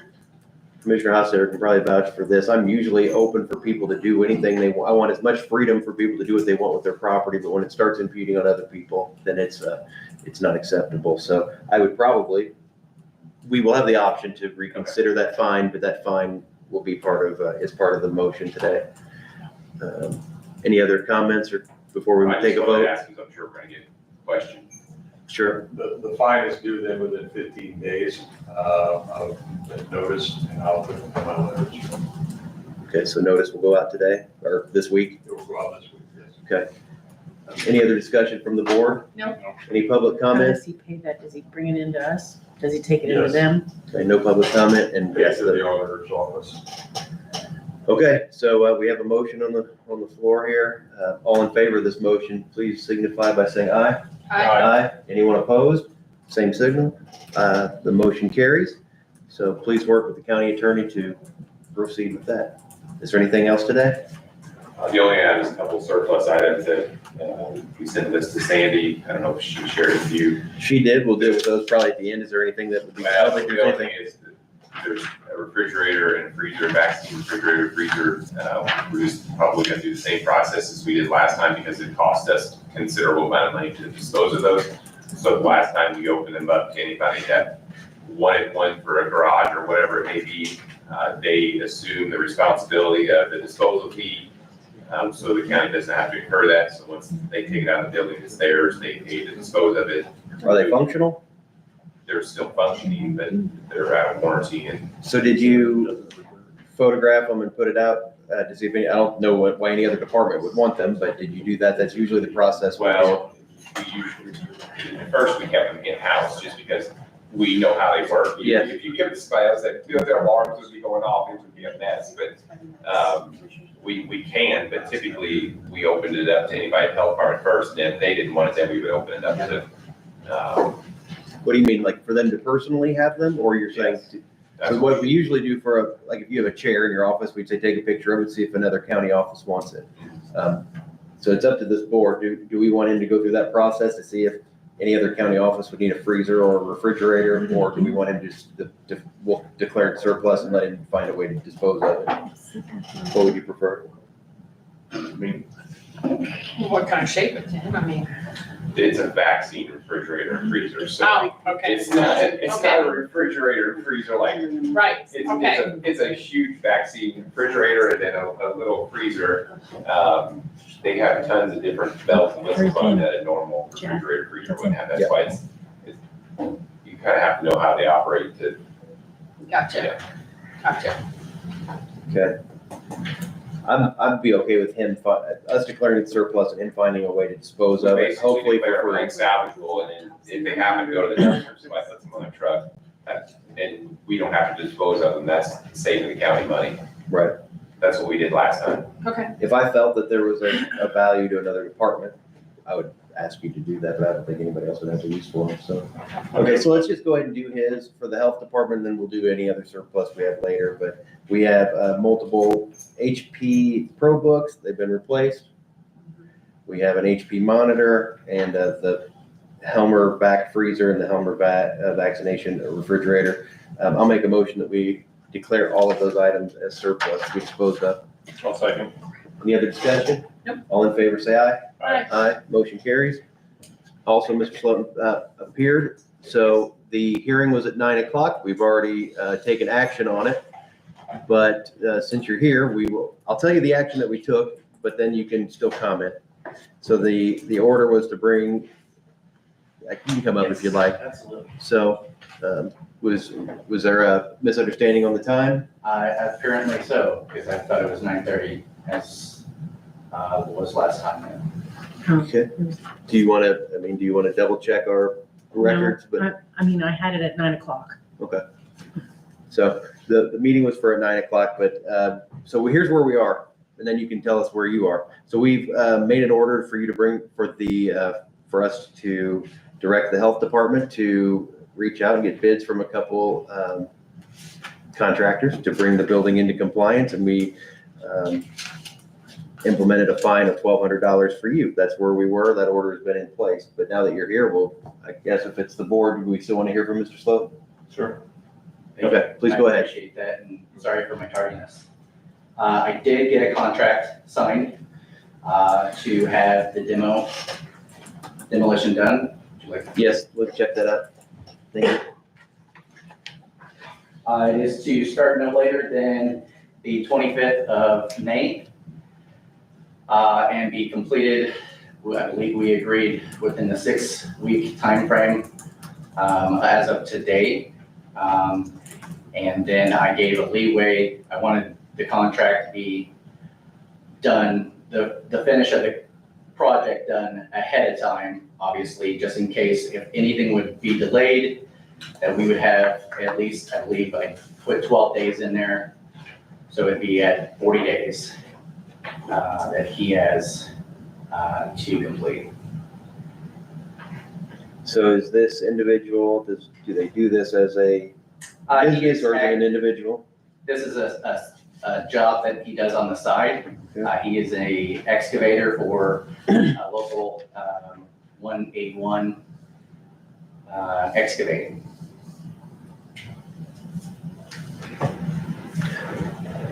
So you have some equipment that you think is salvageable still in that building that you would want to There are a try couple to pieces, remove? yeah, and if there's not, that is stuff that is going to be recycled. All right, we'll review this real quick and we'll just pass it down so we can each look at it.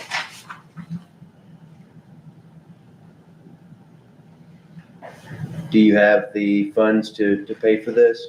I do. Okay.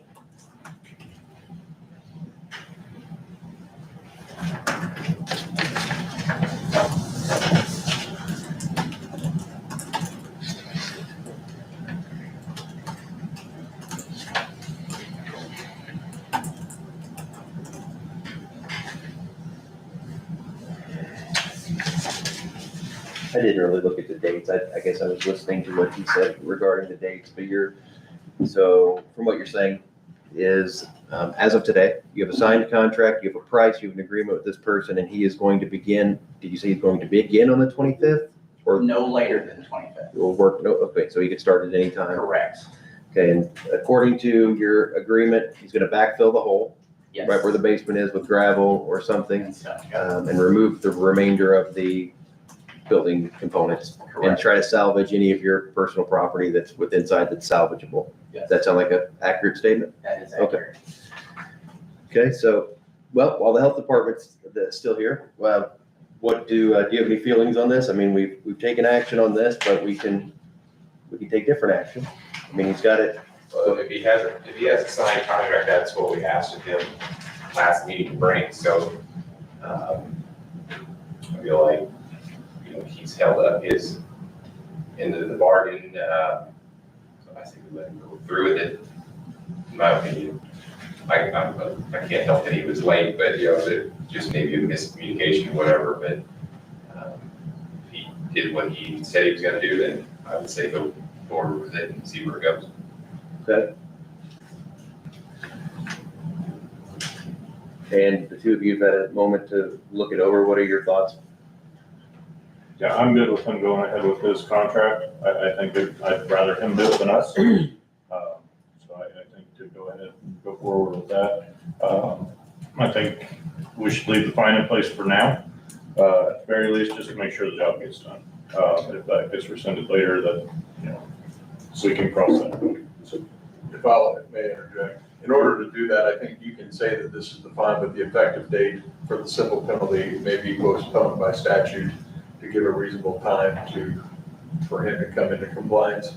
Okay. So what is the anticipated date of completion of that contract? 6:15. So you may choose either the May 25th date that it's actually started, otherwise it goes into effect then, or the June 15th date. I'm sorry if I misspoken already. That's okay. That sounds- Construction to begin on 5/25 No and later go than 5/25. on or before 6:15. So the board may decide if it wants to do that, delay the effective date of your final penalty until that date. Okay, And then if that has not occurred, then that would become the effective date. And that fine would be due within 15 days of June 15th or whichever date you may choose.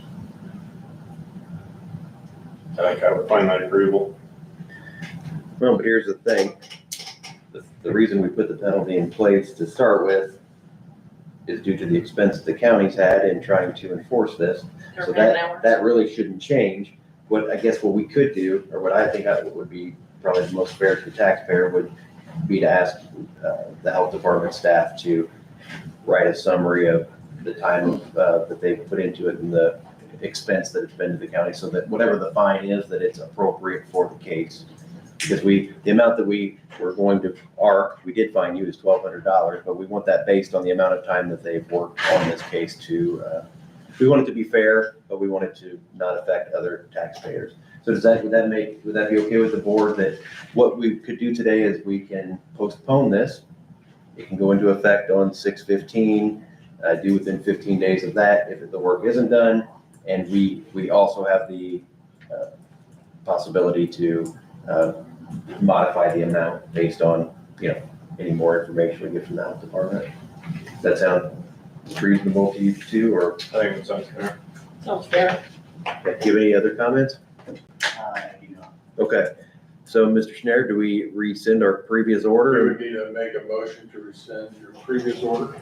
Okay, we'll start there. I'll move that we rescind the previous order of having the health department get those bids and moving in that way. I'll second. Okay, any other discussion?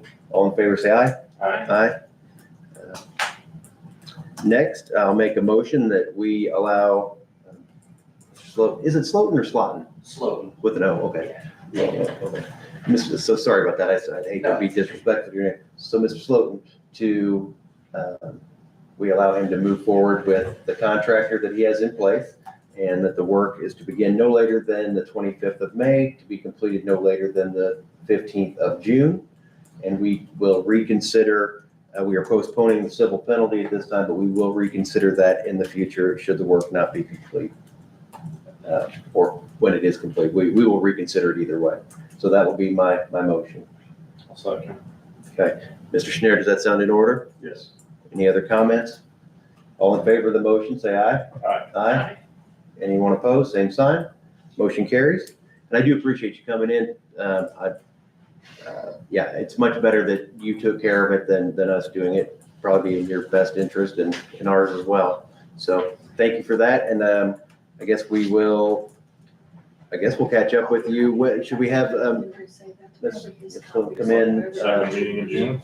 So what is the meeting dates in June? Do we have those? The second one in June is June 16th. Think you Yeah, can, that's perfect. That's the day after. It's think you can be here on June 16th? And that'll be the day after this is done. That's our next meeting. That way you can give us an update. We'll drive by the property, make sure it's done, and then we can, if everything goes perfectly, great. We'll say thank you. And if it doesn't, then we'll deal with that as well.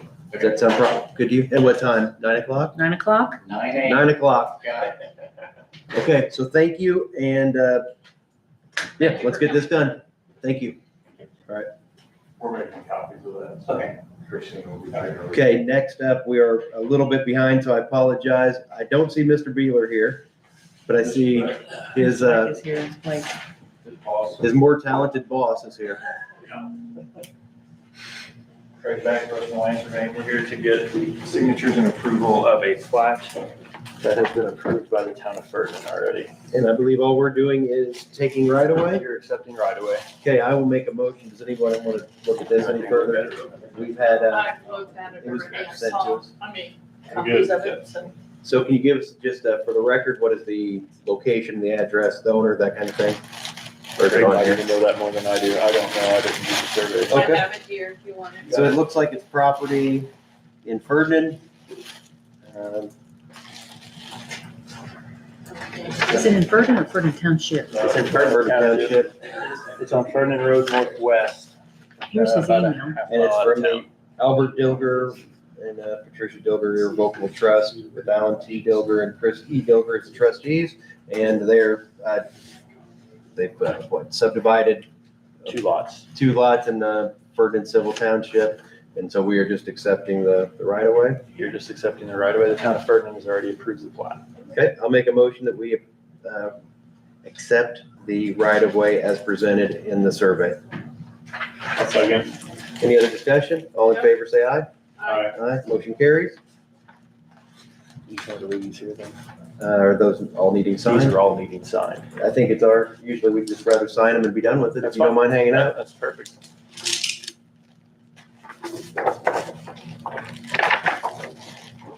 And if you want to start those with the auditor, maybe that will keep us moving.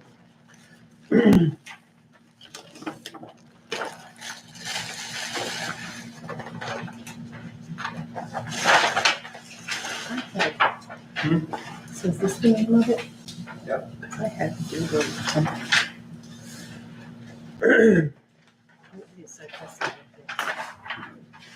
It does say it on here.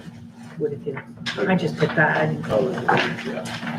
Maybe just copy for you. Thank you for your work on that.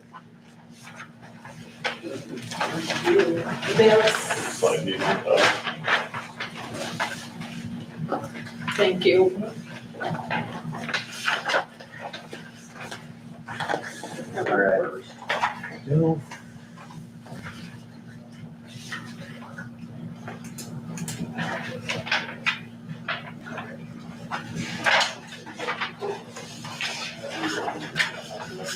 Is there a representative from Veritas? Is that you? Do you have something that you needed to set up? You need a screen or do you need the computer? Or the TV? I didn't remember what you needed. I've got a computer, I can plug in that something very. Okay, so you're welcome to start doing that while we finish signing here. So thank you. Thank you. Sorry for your wait. That's all right.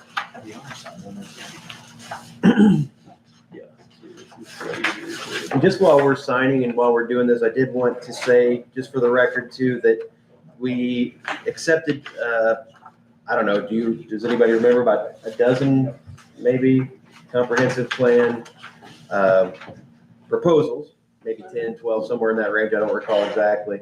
And we had a scoring committee consisting of the Board of Commissioners. We also had a county council member, councilperson Meredith Vogel also scored them. We had a community member, Mr. Nortowski looked at them for us too. He's a talented person in that area. He helped. And in short, the scoring committee and Mr. Nortowski, we agreed on a top 3, and those people were invited to come to us. And so the second one is Veritas, and they will film it. So I want to thank the scoring committee for their work on this. Considerable lift with all of that reading and so I'm glad we got this far today. Sounds like somebody's getting quiet.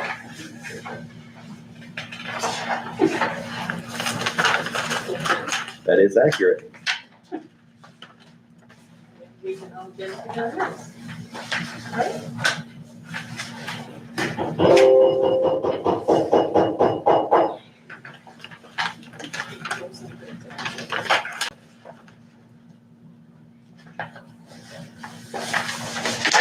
You're welcome.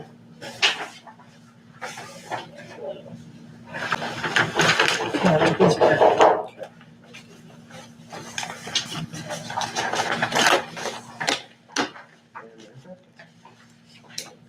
Does anybody need a drink or a restroom or anything? Yes. Okay.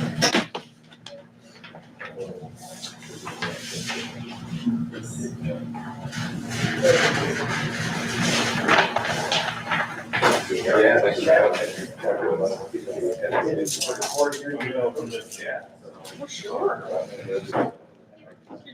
I know, that's not it. Did I catch them all? You did. I'm kidding. How are you, sir? Good. My name's a little long, so bear with me there.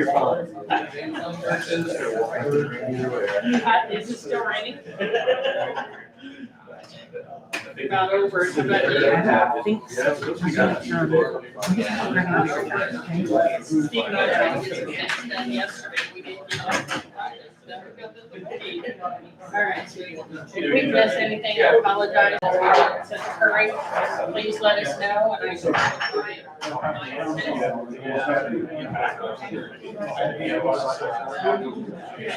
yeah, because we'll be here for quite a while, just in case, okay? Thank you very much. Thank you. Take care of that family. Run it every day. I know you are. Nice job. Have to map it all. I know. Yeah, well. Thank you for that.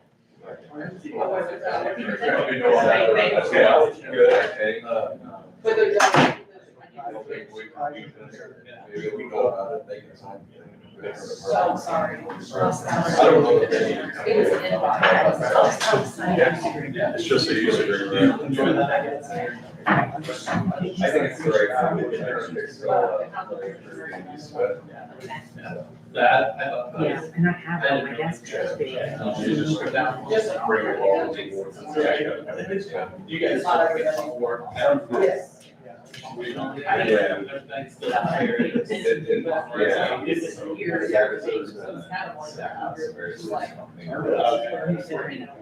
There's some in the folder in there. Between the first file cabinet on top of the courthouse use agreements, or in the back. There should be some blanks in there.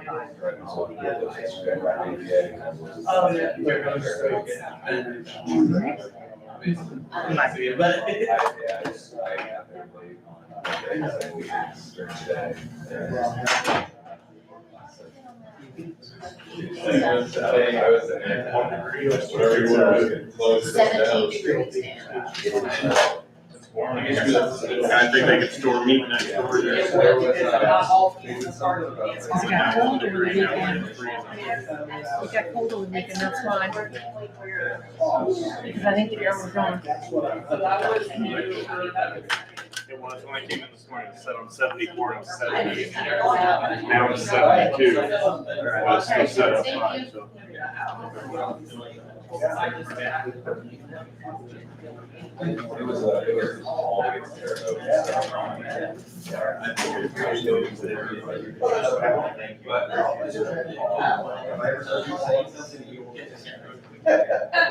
Not good.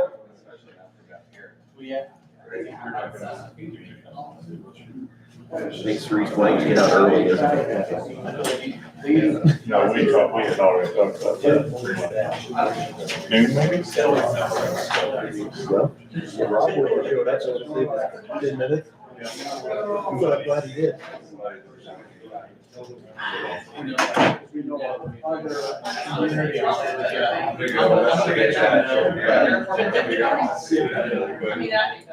All right, let's bring the meeting back to order, please. And we have a presentation on a comprehensive plan from Veritas. If you'll please introduce yourself and we'll start the conversation. Would it be helpful if I bring that screen a little more this way too? or You is can that- turn it, move it however you want.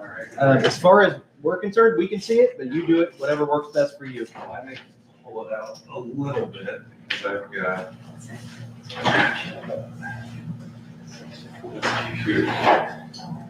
That's the thing, you got it. I guess I'm gonna have to slide back and forth to change the screen, but, thanks for having me this morning. My name is Jack Woods. I'm the Director of Community and Economic Development at Veritas Group.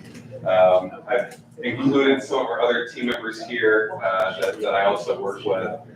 So Tim Jensen is our owner of our company, and then I've got 4 really strong team members, that have a breadth of knowledge, really around economic development, community development, and planning as a whole. Mr. Woods, would you be the one that would be coming to DuBois County and be working with us directly? It would be, yes. So I will be the project lead for the comprehensive plan, and then Sarah Froderman would be the project manager. So she would help me when it comes to scheduling steering committee meetings, bi-weekly meetings, being organized. Can we tilt it a little bit, because they're not be able to see and they're on the committee.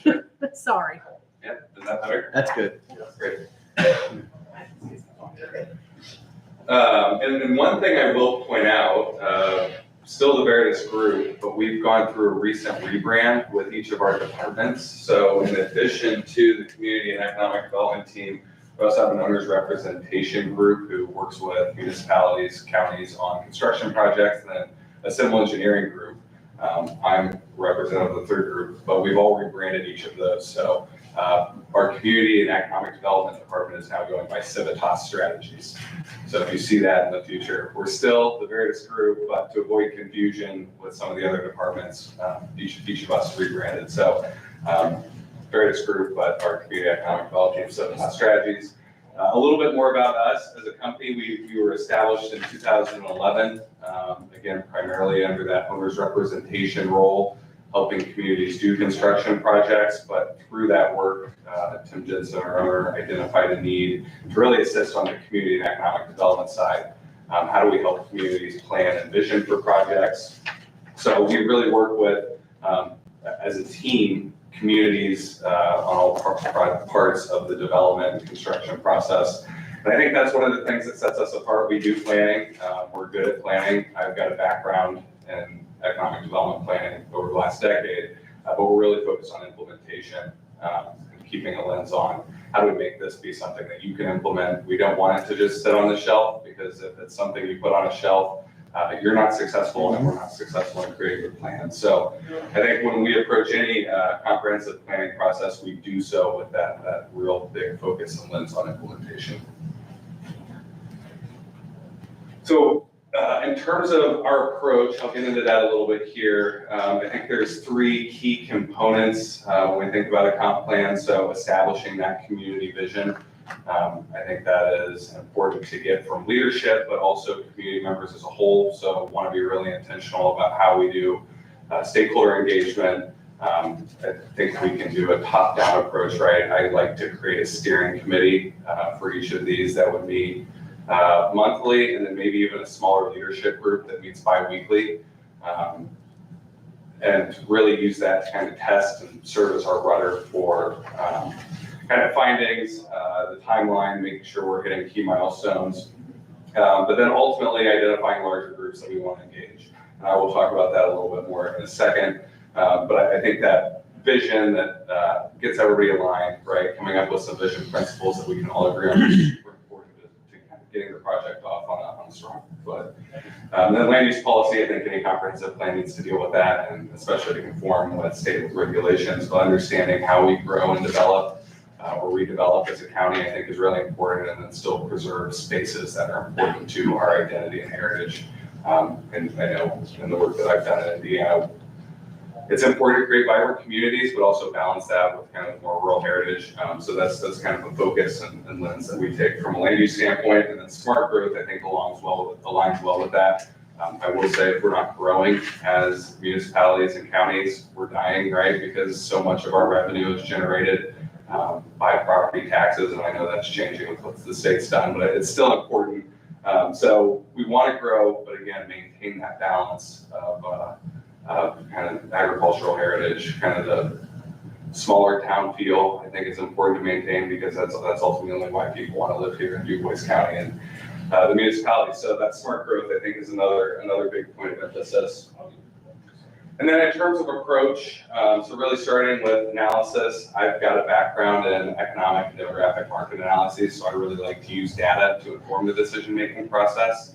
So we'll start there and kind of simultaneously run through kind of this visioning and engagement process. So I mentioned earlier, we'll have a steering committee, maybe a smaller group of 2 to 3 people, whether that's plan director, commissioner, we can determine that. But with those 2 groups, really identify how we want to engage the community, kind of starting broadly thinking through like a public survey. We've had a lot of success with those recently. It's a great way to get thousands of people involved in the planning process. And a lot of feedback on what the direction is for the county and what residents want to see. So I think that's one item that we want to implement from the engagement piece. Also doing community open houses, workshops. I really like to combine those with events that are happening. So if there are things downtown, we could set up booth, kind of some boards. That way we're meeting people where they already are.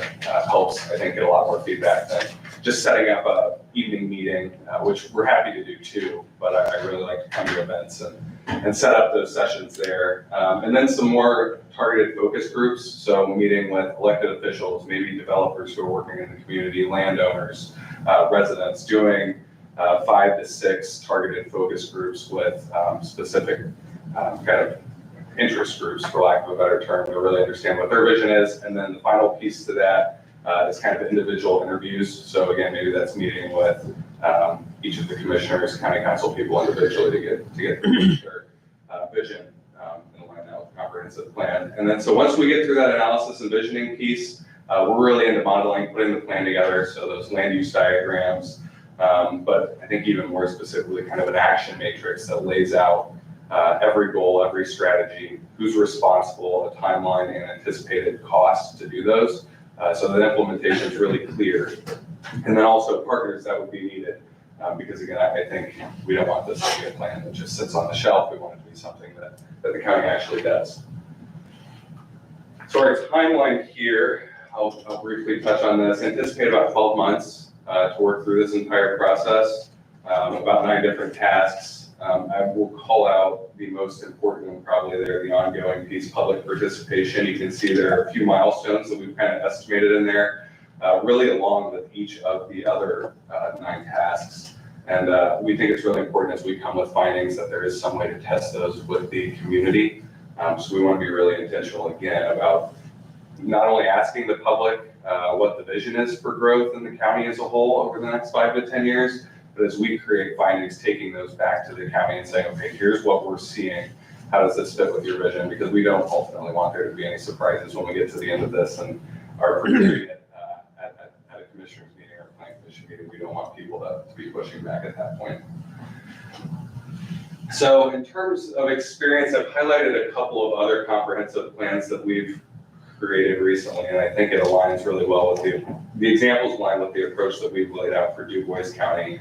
But really, how do we incorporate economic vitality, thoughtful design, our organizing county government, kind of an efficient manner, and then really allowing you to promote this document as a tool again, to drive towards implementation. And I think foster ongoing collaboration with the community, kind of continue messaging. Engagement shouldn't just end when this planning process is over. So the first one I want to highlight is Montgomery County Comprehensive Plan. We wrapped that up in 2023, I believe. They really set out with the goal to grow, but again, with this lens on smart growth, they wanted to add commercial services primarily, things like grocery stores, but the feedback they've gotten from developers was we don't have the rooftops or the headcount. So the task that we had when we set up on the comprehensive plan for Montgomery County is how do you grow in a smart manner? So aligning kind of with your urbanized areas, Crawfordsville ideally is the primary growth area. And then we looked at, I think, 4 primary development areas that you can see highlighted on that right side map. But looking at, where those key growth areas are while still preserving their very agricultural community. So that heritage and making sure that everything is balanced, again, really playing off that idea of smart growth. And then the vision, community engagement was also really important. We came up with 4 key priorities along with the growth piece. So the other 3 being natural resource protection, community well-being or health, and then economic prosperity. Then another one I want to highlight is actually for a town, the town of Winfield. This one was also completed in 2023. And I thought this one was good to highlight because, again, they were dealing with quite a bit of growth. They're located in Northwest Indiana, and I think a lot of the pressures from Illinois and Chicago were spilling over. So it's how do they take advantage of that, but again, preserve the kind of small town atmosphere that they have and that so many people there love. So again, I'll call your attention to those last 2 maps, kind of a future land use map and then a future growth areas map. So that's looking over the next 5, 10, and 15 years about how growth plays out, making sure again that they're building a strong downtown core, but also preserving green space and agricultural land and looking at that over the long term. And I will tell you, they recently had kind of an issue with a developer who wasn't conforming with this plan, went all the way to, I believe, the State House trying to annex into Crown Point. And they actually referenced this plan as like, no, you need to work with what Winfield wants to see. And I think it's, the developer might not be happy about it, but ultimately it's going to lead to a project that works out for both. So again, it kind of points to the importance of why it's, we need to take this long-term approach when it comes to growth areas and land use. One issue that was part of our request for proposal was to have the consultant look at zoning or subdivision ordinances and those kind of things so right now Du Bois County is one of a few that doesn't have any zoning. We do have some subdivision ordinances and we have some things for that, but so do you have any experience in that area that you could share? Our team does. I've got some experience reviewing that and creating recommendations, but Pete Olson, who is our Director of Government Advisory and Innovation, he's on the project team. I work really closely with him. That is really his background in bread and butter is how do we look at zoning, government processes, government efficiency, and do that in a smart way. So I would rely on Pete to help us take a deep dive into that element of the plan. Because the county has not said that we want to do zoning necessarily, or that we don't want to. Sure. We want to examine it to see if it's in the best interest of our communities, Yeah. or if it isn't. Yeah, no, that's a lens that we'll plan to look at, and I think it's an important question to ask because for current landowners, there may be some hesitancy to go to zoning, but I also think that it creates protections for future growth, development, and those that are here, right? Because they know that it's stipulated about what can go in next to them and kind of protects their investment. So definitely something we'd be happy to consider. Okay. So quickly here, I'm close to the end of my presentation, but as we look through it, some opportunities that pop out to us that may be important to take a look at through this planning process. Housing stands out. Again, I talked about tax implications and what that does for funding. I think maybe considering diverse housing need. Are there different types of housing development that aren't currently in the county that we have that would help us as we look to the future? Something I want to investigate. Community engagement, again, I mentioned this, but I think it's so important that we try to get as much feedback as possible from the community shaping this plan, but know that that doesn't just want to stop once the document is done, right? As we continue to work through this, treat this like a living document, I think it's an opportunity to build on that momentum and continue to engage the public and make sure that the comprehensive plan, the county's growth, or future really aligns with what your constituents want to see. Economic development, again, I think this is a really good opportunity to identify those growth areas. What's next? Are there redevelopment areas that we want to address? But again, make sure that those policies for growth and development all fit within this greater vision, and how do we preserve kind of the county's heritage. And then quality of life, I think this is so important. My next slide has a little quote here, and I'll end on that. But quality of life, I think, is the biggest piece right now that we're seeing when it comes to economic development, community development, because you're competing with 91 other counties in the state of Indiana to attract people and talent, and they want fun things to do, vibrant places to go, restaurants, entertainment opportunities, concerts, things like that. So we want to focus on that. And then alignment with local and county partners. Really the one that stands out is municipalities in the county, Jasper, Huntingburg, correct? I know they're doing really great things. So just opportunities to build off the strengths that all the municipalities and towns are doing, I think is another big opportunity, and make sure that this plan aligns with their visions as well. So final thing here again, something to think about as we jump into questions. This is a quote from Peter Kageyama from his book, The Love of Cities. But we begin with small steps that move people towards having an emotional connections with their place. And I think that's really important, harkens back to that need for kind of quality of life, quality of place investment. And so something to think about, and kind of the lens that we want to take if we're fortunate to work with you all on this comprehensive planning process. So I'll pause and answer any questions that you may have. Great. Thank you for the presentation. Well, one question I have is, are there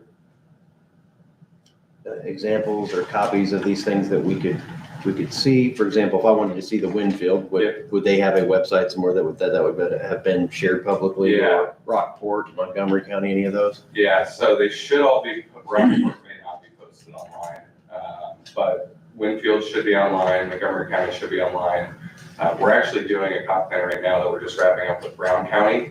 Not online yet, but it's in the final review stages. I'd be happy to share all these documents with you. If that would be. Yeah, I know. I think it'd be good if you could.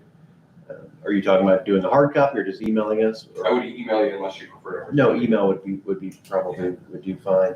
Because what I want to see, and I would like you to send me the example that you think is the best example that shows that.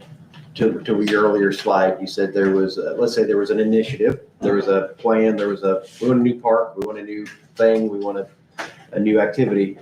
You talk about building a blueprint for that. Sure. And then how it went through that process of how it started from an idea, the idea gets created, a blueprint gets formed, how you get detailed funding, the implementation, and you talked about something called an action matrix. So that's what, I think is interesting to me to see. Let's just say it was a park in a small community here. It comes up with an idea, what steps are going to be necessary, how do we pay for it, how can we get it implemented? Because, we've done something previously where we've had community feedback, and I've got a whole list of things that people say that they want, but there's no way to put them. I guess I can't say that there's no way to put them into action, but if you have 30 things and you don't have a plan, right, it's less likely they get put into play. Yes. So that if you had a particular county or city or somewhere that you thought, well, we did a really knockout job on this one, it'd be great to have an example of that. It'd be something I'd look for. Yeah. There's two that come to mind that I'll plan to share with you. If you send them to me, then I'll get them to the rest of the scoring committee. Okay. I think you have my information, so I don't really need to give it to you. Yeah. All right, what else? Anybody from the board? No, nice presentation. Thank you. What about from our, we have a couple other scoring committee person here, council person? Mr. Nordowski, okay. Let me look at this before I let you go, just to make sure there's nothing else. Yeah, so I've asked you about the zoning, land use situation, the blueprint, and so Indianapolis, is that the main hub or the That's the only main hub? hub. We have an office in Evansville as well Okay. that we just opened last year. And where do you work out of? I work out of the Indianapolis office. We're currently remote right now, though. We're moving into a new building. The old one and the new one renovation is not quite complete, so. Back in the office. Excellent. Trying to think of what else I want to ask you about. One of your cost estimate, you gave us a cost, which is, we've got that. And then there was a cost for reimbursables. Do you think your company would have a problem if we went with you to negotiate what the reimbursables, a cap on those are with whatever? Yes. At some point, so. Yeah, so I can't recall off the top of my head if we factored this in there, how it's worded, but that total price, lump sum should be inclusive of how we've estimated mileage and travel and everything like that. Okay, so that might be already estimated in there. Yes. Okay, that's great. So, okay, hey, I appreciate you being Yeah. here. It was nice seeing you in person. Yeah, thanks for having me. Nice to meet you all. You take care. Thank you. Thank you. Mr. Wilson, my favorite 911 director. I'll take it as a compliment. There you go. Stuart Wilson, Good Boys County 911. I'm here to discuss it's called an attenuator panel for the generator at the jail complex. That generator serves the jail, pod, the new jail, serves us and serves community corrections. There were some questions during the last county council meeting that were raised by Ryan Craig, and there was some discussion at that meeting, and they tabled the request to advertise for the funds pending further information that I still don't have as of today. I have reached out to Wire Electric the day that the questions were raised, so not last Friday, but the Friday before. I touched base with him this morning. He said he had reached out to the vendor. He still didn't have an answer. I don't know an answer. We can wait or we can have discussion. I'll leave it to the boards. I'm happy to wait. That way, whatever the final decision is, we can say, yes, we'll move forward with it or not. No need to talk in hypotheticals. I think we probably, I'll speak for myself, I understand what your need is and what your request is going to be. You're just looking for the right solution. Correct. And if, I agree with at least what they're saying as far as there may be a piece of technology that can figure it out differently than what was originally, but if there isn't, we'll know that too. There may be, and I did have some, I had an email with Ryan Craig, and maybe you, Chad, as well, were the only people that I responded to on that. It's, while I'm sure anything is possible, solutions for this are not very cost effective. This is not a cost effective solution either. I cringe at the thought of it, that how we landed here. There was some discussion about accountability. How do we make this? How do we square up? I think that's maybe the commissioner's or council's decision, but we have accepted, the county has accepted the building as it was constructed. Yes. We could try to go down that pathway. The employee that led us astray here is no longer an employee of that architect. So I don't know how we hold them accountable once we've accepted the project. No, I don't follow that either. I listened to the meeting and I would think that you don't go back and they fix it now. If the project's done and accepted, so that'd be if somebody else wants to make that fight, I go for it. That's great. I think we're on the same page. Yeah, I would say we have to find a solution. It's our building, it's our piece. You both know what's going on with it. He has there's a monitor in a room that, it's kind of a room all to itself, a mechanical room. It's unoccupied. It's on the new jail side of the building. It's where this attenuator panel was installed. That panel has multiple functions. It doesn't just tell us you're on power, or you have power, you don't have power, it monitors the generator, if there's a oil alarm, if it doesn't start, it will alarm. It gives an audible and a visual alarm, which is what's required for our ISO standards for us to have generator monitoring. So unfortunately, that panel is where there's not a human being, which is Tom Lester and I both agree and wish it wasn't what it was, but it is a necessary thing. We can wait and find out if there's a wireless solution. That will present some other challenges that maybe we can solve. I don't believe, my experience from the prior center is with an attenuator panel is that was not a wirelessly connected device. You could add on that service, and that was a monthly subscription cost. I don't remember the amount. Veritech, who services those generators, will sell us something, I'm sure gladly, a monthly bill until the end of time. Tom Lessinger and I feel pretty strongly that the panel just needs to be moved or a human can monitor it. If that panel can communicate wirelessly with everything that we need, perfect. That's a wonderful solution. I'm skeptical that that's the case. Our UPSs can communicate with the network, and they can tell us if we are running on UPS power where there's been an outage. That would tell us that maybe the generator is doing something, but I can't tell what the generator is doing around the backside of the jail. I can't even hear it run. We were on generator power for 2.5 hours on March 15th. We had no way to know when we go on to generator power. So you get a flicker and it just works and you don't know if it flicked and it's Yeah, we still had working? just enough of a flicker, and then we can look out the windows and see that there's no lights on the hotel.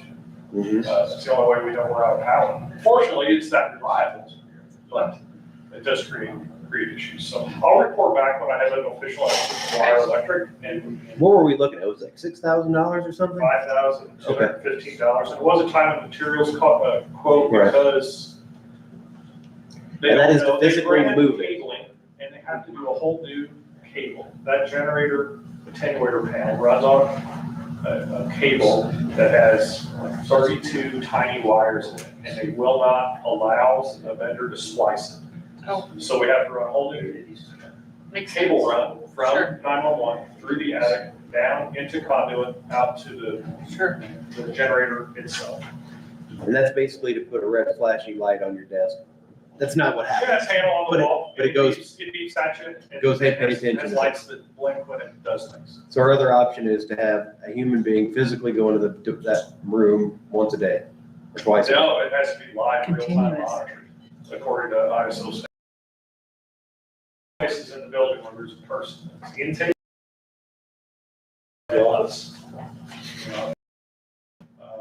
Yeah, so I think, speak for myself, support whatever the solution is that we end up finding. If it has to be done, ISO's rating is important. It's worth $5,000. That's my take. Commissioner Hostetter, I would agree.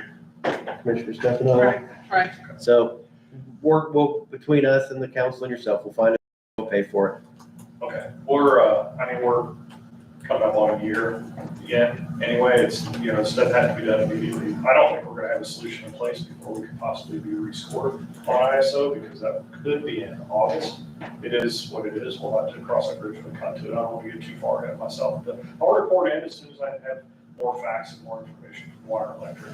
Okay. It may just be by email, and then, we have a funding hurdle as well. Not the funds for that, so it's gonna be a council issue that we'll address sometime in the future. it. But if it does, as we've discussed with other projects, if it becomes a timing issue, we want to get it in by a certain time, Sure. you have funds available that you could use. We'll just have to fill them back in. Correct, yeah. So that might be an option too, Yeah, I just do. to get it done. I continue to have a repair and maintenance line item that I believe would be inappropriate to spend out of for projects like this. It's just gonna leave me with a shortfall later in the year, I would strongly suspect, so. So that's your risk. Yeah. Your risk is that you spend it, then the council says, no, we're not giving you any more. And Correct. how much did you say this could be? Under 6,000. It is, 5,215 was the quote, and he said it's likely to be less. How old is the quote? He was going, How old is it? From April 25th. Okay. So he was just there. We've had Gotcha. a hard time getting together on this. Understandable. I don't know why. And the vendor is not very responsive. We had to wait an extra 2 or 3 weeks for him to get a quote on the cable cost. I don't know why that would be such a delay, but it was a delay. And as far as your other ask previously was for the fencing, that's been taken care It's of? rolling, yeah, and I actually spoke to Donnie this morning about the last little bit, which was getting some rock for us to do some groundwork, do the landscaping part. I've emailed with the vendor, he's looking, start date in July or August, when he's gonna be here before school starts in, for Jasper, he's gonna be in town, so they'll do it at that time frame. Sounds good. Anything else you need to discuss with the board today? That's it. All right, thank you, sir. Tonight. See you in a few hours. That's right. Thank you. You're welcome. Mr. Schneer, would you mind asking American Structure Point to come in? Sure. Thank you. I'm saying, do you want to take Hershey Crazy real quick? Yes, we'll take the Heart of Jasper first, though. So you have a lighting project, something that you're here to share with us, and part of that would mean lights going on the annex building? Yes, so Heart of Jasper is working on a project that would replace and enhance the perimeter lighting on the buildings on the square and then just the one block off. And so, what we would like to do is, we have a commercial grade project we found by Winterland is the company. There's actually 2 samples installed on City Hall right now. We just wanted to see how they looked in the nighttime. And Winterland actually have a program for the courthouse lights that are stringing from the courthouse to City Hall. What we do is, we would pay for the installation of the lights, for the installation of the lights on all the buildings on the square, maintain them. We write an agreement for up to 10 years, just kicking in the car from Jasper, but we could always renew that and extend that longer. But if they would go out, break or anything, we would have a 3-year warranty with Winterland. But then, after 3 years, if something would happen, we would take care of the cost of maintaining them. Part of that is we want them to be consistent. Right now, there's lights on the building, some turn on, some don't, they're all different colors, but this way they would be consistent and then they could sync with the courthouse lights. So it would be a white light all the time. And then as the courthouse wanted to change colors for a holiday, then all the buildings would change colors. And are these lights going to be on year-round? Yes, year-round white, Right. like the courthouse, but then they would change the holiday. So right now, we're just looking for approval from all the building owners. Assuming we get all that, then we will move forward with the blank and sign a contract and get agreements out. And is the installation done with a lift from the outside of the building, or do you go on the roof? We need to talk to them because each building is a little bit different on how you access the roof, so I don't know if they'll think just the lift is easier, because I know like some building owners said you have to go through the bathroom and out a window and take the roof. So if we do lift, we need to go to the city and, get approval for all of that, but we've not really answered all those questions yet. And there'll be a written agreement? We'd have a written agreement, so I can send that to whoever would be the contact, but yeah, we would have the agreement that we would install and maintain them for the 10 years. So I don't see that there will ever be a problem, but I'm sure the agreement would say if some commissioners in the future don't want it on the building, for some reason, it'll be a way on there to get rid of it. Yeah. A way to break. And we would really be the ones going up, we were gonna work with gas or electric, so they said they could help us maintain them, if in the future, a bull went out or something, so. Anybody opposed to working with the Heart of Jasper on this project? That was great. Okay, so, well, do we want to wait? The Heart of Jasper isn't gonna have anything too unusual. Agreements and maybe the next week and a half, you're really just making sure the building's doing this, and then we'll get the written agreement, so we can get those to you. I should send, do that easier, that's fine. So how about this, we will just give you, our informal okay that we're not gonna probably have a problem with it, but we'll wait to see the written Yeah. documents, and then we'll sign them at a future meeting. And then something changes where we have some buildings not interested, we'll keep you updated as we move forward, so. Sure. Okay. All right, thank you. But you guys want to see samples later on top of City Hall. She said the one side is tall, and I like the other, and if you do see them in the day, when she approached me the other day, they were not nice. I like the ones on that side, than this side, they're bigger and you can see. Mr. Brosper, do you have anything to add?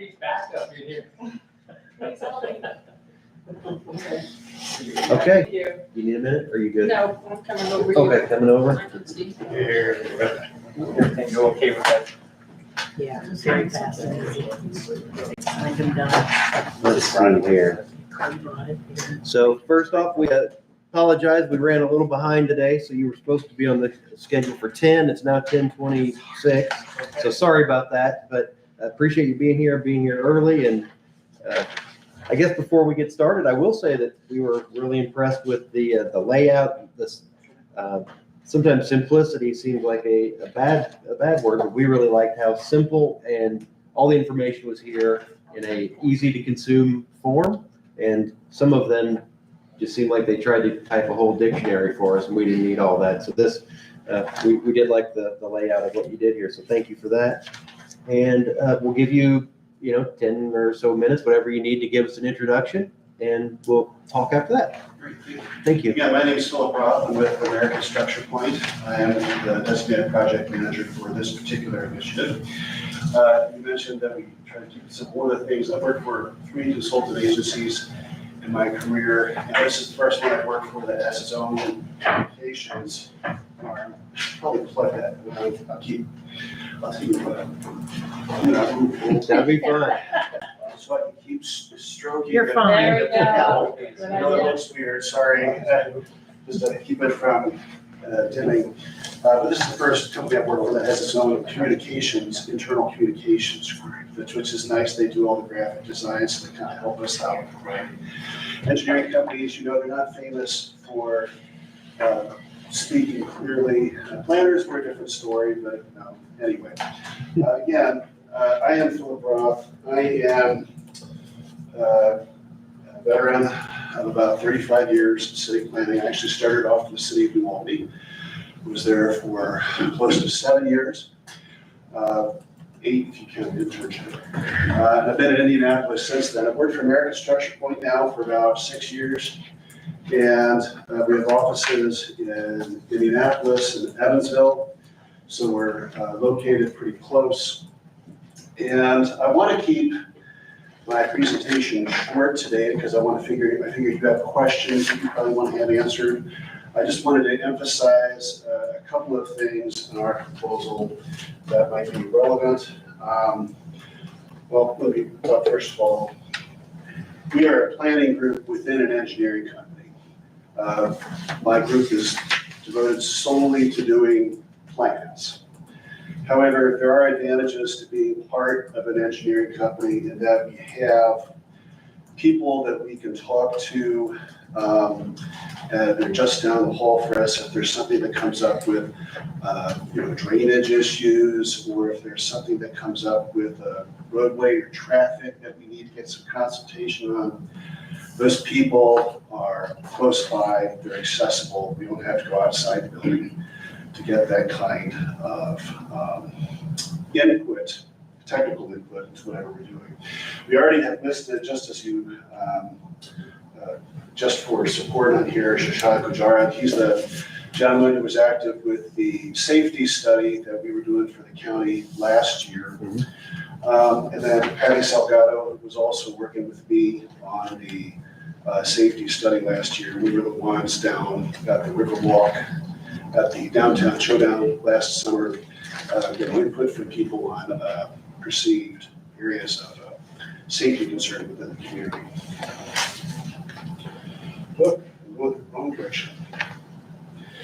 Our process is structured around trying to make sense of many issues that the comprehensive plan can intersect. And one of the questions I would have for you, if we had time, would be to ask you what kinds of issues you feel are relevant. Or is it a lot of growth that's coming? Is it economic development?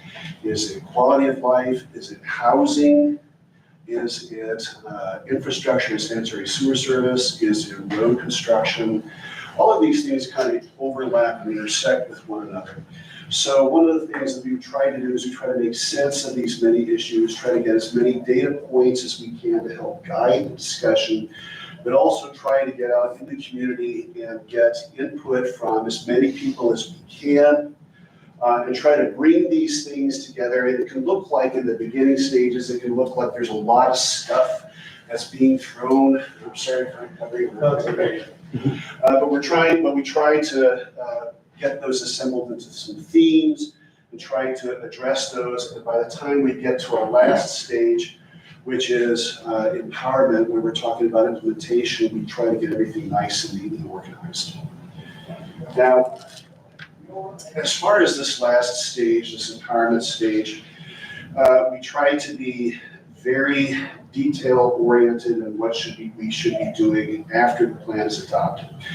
We don't want you to feel like we just handed you the plan and left, but we want something that you can actually know what the next steps are. The metaphor we like to use is it's like having a parked car at a downhill slope. You have the handbrake set. We want to put you in a position so that all you have to do once the plan is given to you is release that handbrake, and the energy that's there already starts moving forward in implementation. This is an example of what we call our critical path strategies. It's essentially adding a strategic planning step to the end of the process. I know you can't see what's on the slide, but strategy from one of our plans. And talking about looking at a facade renovation program for downtown buildings that we did. We identified what the action steps are necessary to do that. What are the different discrete things that people can be working on? We identified who should be working on this, the city of Monticello, downtown development organization. We established a lead agency. We come up with a rough cost for implementation and then a rough time frame. Now, we usually have about anywhere from 10 to 20 of these, kind of we call them low-hanging fruit kinds of strategies at the end of the process that we give to you to help you figure out what the next steps should be. We do pride ourselves on our public engagement. As I mentioned, we were here last summer doing public outreach for the safety study that we're doing. We do have a variety of options available to us to help with public outreach. It was in the proposal, but I'll point out we have a virtual option, virtual public meeting option that by the way, and no one's ever taken us up on this. If you would like for us to customize one of these avatars to have one of the faces of anybody in the room, I'm told we can do that. No one's ever taken us up on that, but we can do that. But that's like maneuvering around a virtual room and being able to look at various slides just like you would in an in-person workshop. In-person workshops, it's a nice format because people can self-select what they gravitate to. They have to sit through something else in order to be able to focus on the issues that they want, that they've come to see. The virtual option is nice because it allows people who can't get to the in-person events to be able to go and see what's going on. And it's available 24/7 for 2 or 3 weeks or however long we set it to be. We also have worked pretty well with social media. I'm going to stroke the template here, make sure it doesn't dim, to try to get responses, increased response rates for electronic surveys that we do. Surveys are kind of the scattershot approach, kind of getting a lot of quick input from a lot of people around the community, whereas the public meetings and public outreach, the pop-up events that we do are more in-depth, where we can have conversations with people, get them talking to us about different issues. So we've worked well with Meta to have outreach for on Facebook and Instagram, and this has tripled our response rates of our surveys. It's been very high yield, low cost way to get the word out about events. I won't comment on if my boss were here. We have a picture of him dressed in a strawberry suit. He's at a downtown strawberry festival promoting. There's also a picture of him. I don't know why he gets all the good pictures. There's also a picture of him at a trunk retreat trying to weigh boards down with bags of candy as the wind's trying to blow it away. But we really do like the in-person events most of all, because that's where we actually get people who may not necessarily understand what a comprehensive plan is, and they ask us about it, we're able to talk to them and say, oh, hey, have you thought about this? To get that kind of input. But that's probably just go with that. All right, that was it. So now we can let it dim. I don't need to worry about the screen dying out anymore. So I'm eager to answer any questions you might have. I am also interested, though, to hear what do you feel it is that's driving the comprehensive plan for your community, and what do you think the relevant issues are going to be? Okay. Well, let's start with, we'll make sure that we hit back on the relevant issues, but I did want to ask a couple things before I forget, I guess. Sure. So do you have a good example that you could share with us of a sample plan that you had where somebody at a community event said, this is something that's important to our community? So the idea was born, then it gets developed, a funding source. I know you said the Monticello thing you had there was something, and something that was implemented successfully. So I want to make sure that whoever we go with, they've actually had some success of that happening, because we've had other plans that we've had in the past and they're sitting over there and we've not implemented any of them. Okay. And so I don't want that to happen with this one. So do you have any of those? Do you have samples of your work on your site, or would we go to the individual communities and look for them there? I guess that's my first question. We can provide you with examples. The implementation steps may vary from place to place. For example, we worked with the city of Wabash on a Stellar Communities Grant program, and that was on investment in their downtown. That wasn't necessarily a company. It was essentially the same, all the same kind of development and acquisition and analysis, involved the same steps in public outreach and identifying different strategies. Probably you're going to laugh when I tell you this example, but the biggest example of implementation that I can think of offhand is the town of Speedway. Now, Speedway, you may think it's got everything going for it because it's got the IS. Speedway doesn't think about it that way. They have 1.5 million people come one day a year, and they were very concerned about their downtown dying. Downtown was neglected. And part of the comprehensive plan we did, and this would have been 12 years ago, 15 years ago, was to reorient their transportation network around their downtown and put more money into some of the buildings and rehabbing them. And then they had an industrial block right across the street from their main street or downtown.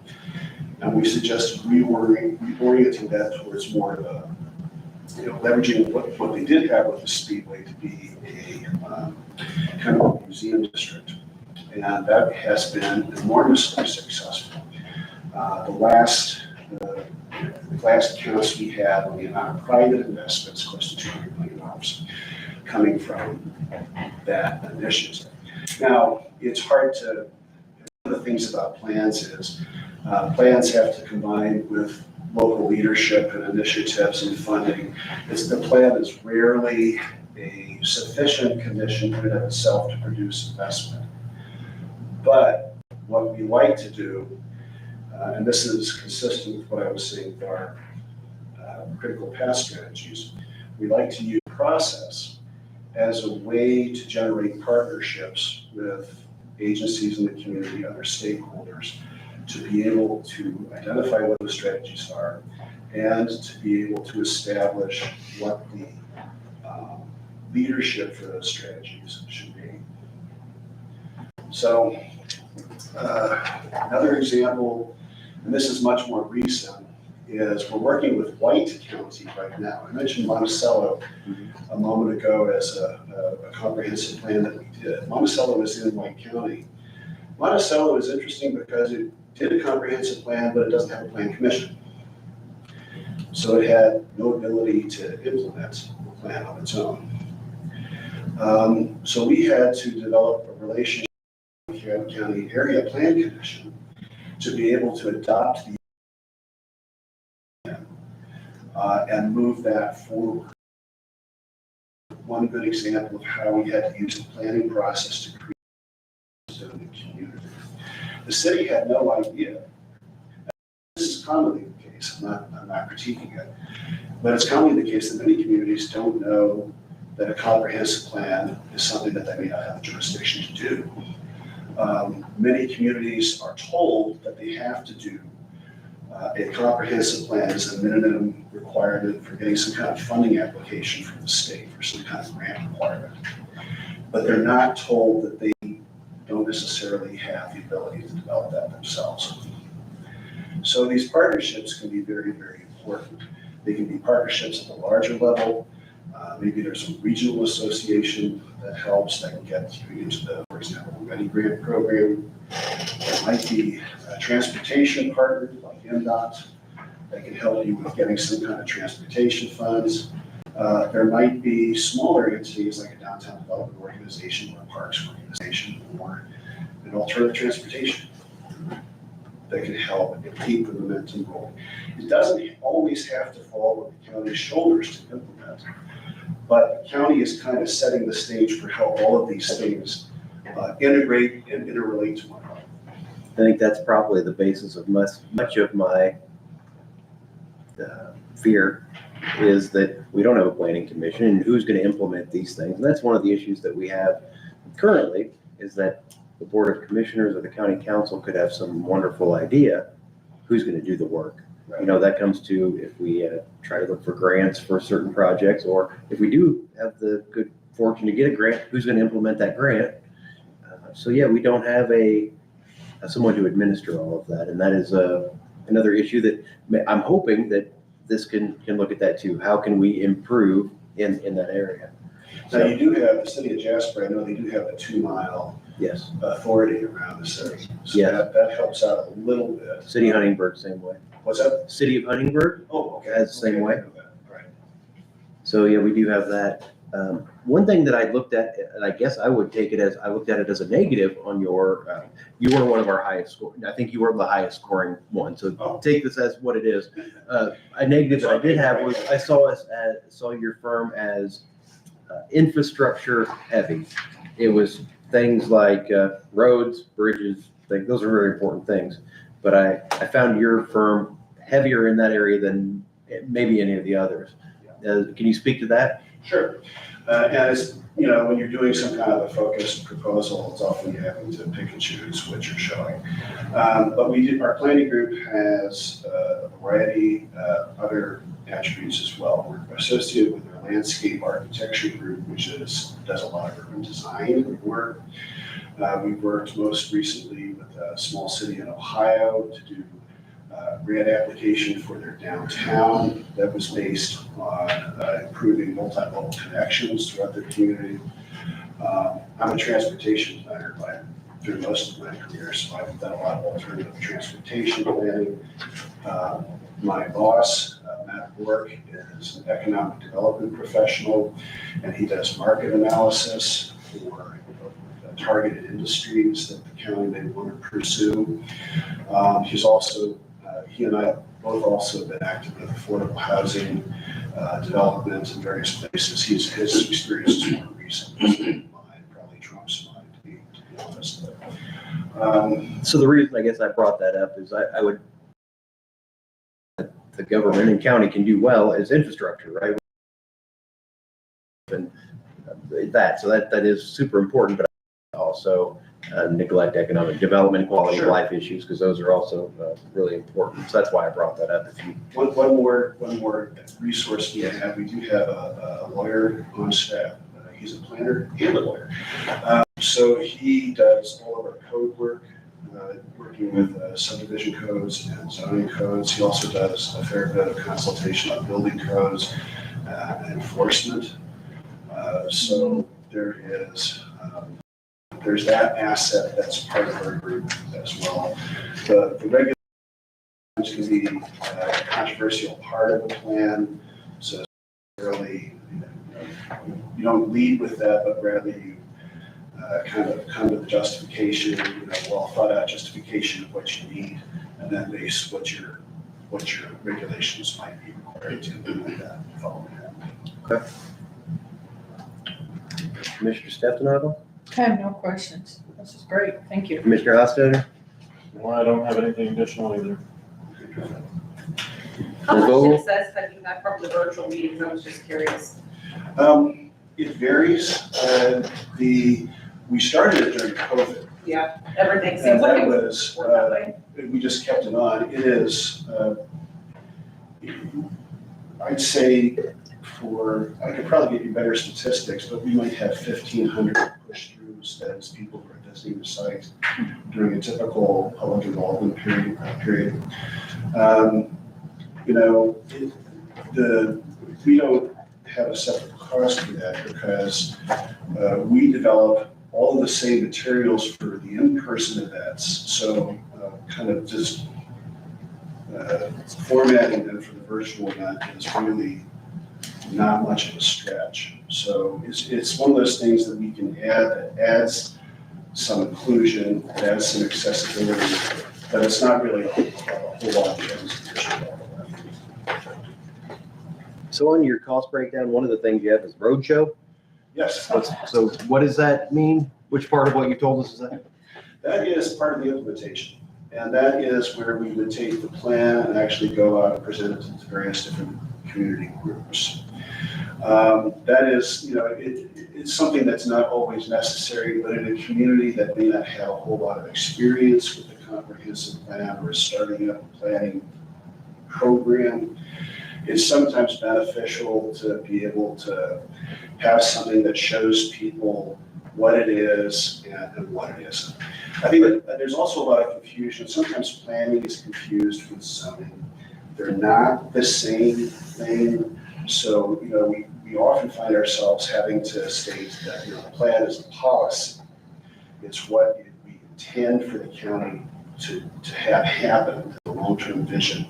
And zoning is one possible but not necessary way to implement it. So the roadshow helps a lot with kind of eliminating confusion sometimes about some of the planning issues and the implementation and sorting things out. Are you saying like you'll go at noon and you'll meet with the Lions Club, and then at 5 o'clock you'll go to a city council meeting, and then you'll go to, and you'll spread the word of what this is, just so that, okay.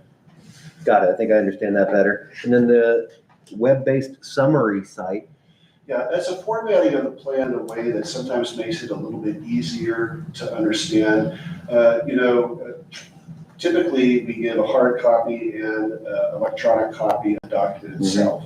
But sometimes communities want to have something that's formatted with like a website with different links.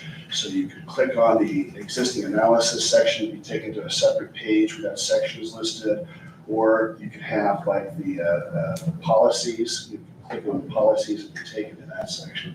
So it's a different way of formatting the plan that makes it, that in some cases, a little bit more accessible. I wouldn't say that it's necessary, but it's something that you might want to consider for, otherwise people are going to have to scroll through. Right, otherwise you'll have a flat document that people can search through. Which is fine, which works well. To be honest, most communities do the electronic file. There are only a handful of ones that we've actually done that. So when it says web-based summary site, does that mean you are going to have a URL? And it's going to be a standalone? Yes, typically, and this is part of the negotiation at the start of the project. There's no difference in cost. We can either take, work with your communications IT staff to set up a separate kind of page that's part of your county website, or we can have something that's a standalone website, Du Bois County Plan, something like that. And that would be something that people could go on to separately without going through the county's website. Sure. It depends on your preferences. No, I think I understand both of those. Now, thank you. I appreciate you telling me that. Anything else? Anything else? No. Anybody else in attendance? Hey, much Yeah, my appreciated. contact information, you need my card. I don't think that's necessary. I think it's It's all in there, okay. probably, let's see. feel free to contact me if you have any more questions. Okay, thank you. No, that was great. Thank you. Appreciate it. Thank And, you. we will, I guess, the next steps that, we haven't really talked about as a committee, but, we'll probably meet the next week or so and, make a determination on what we're gonna do next. So, sounds good.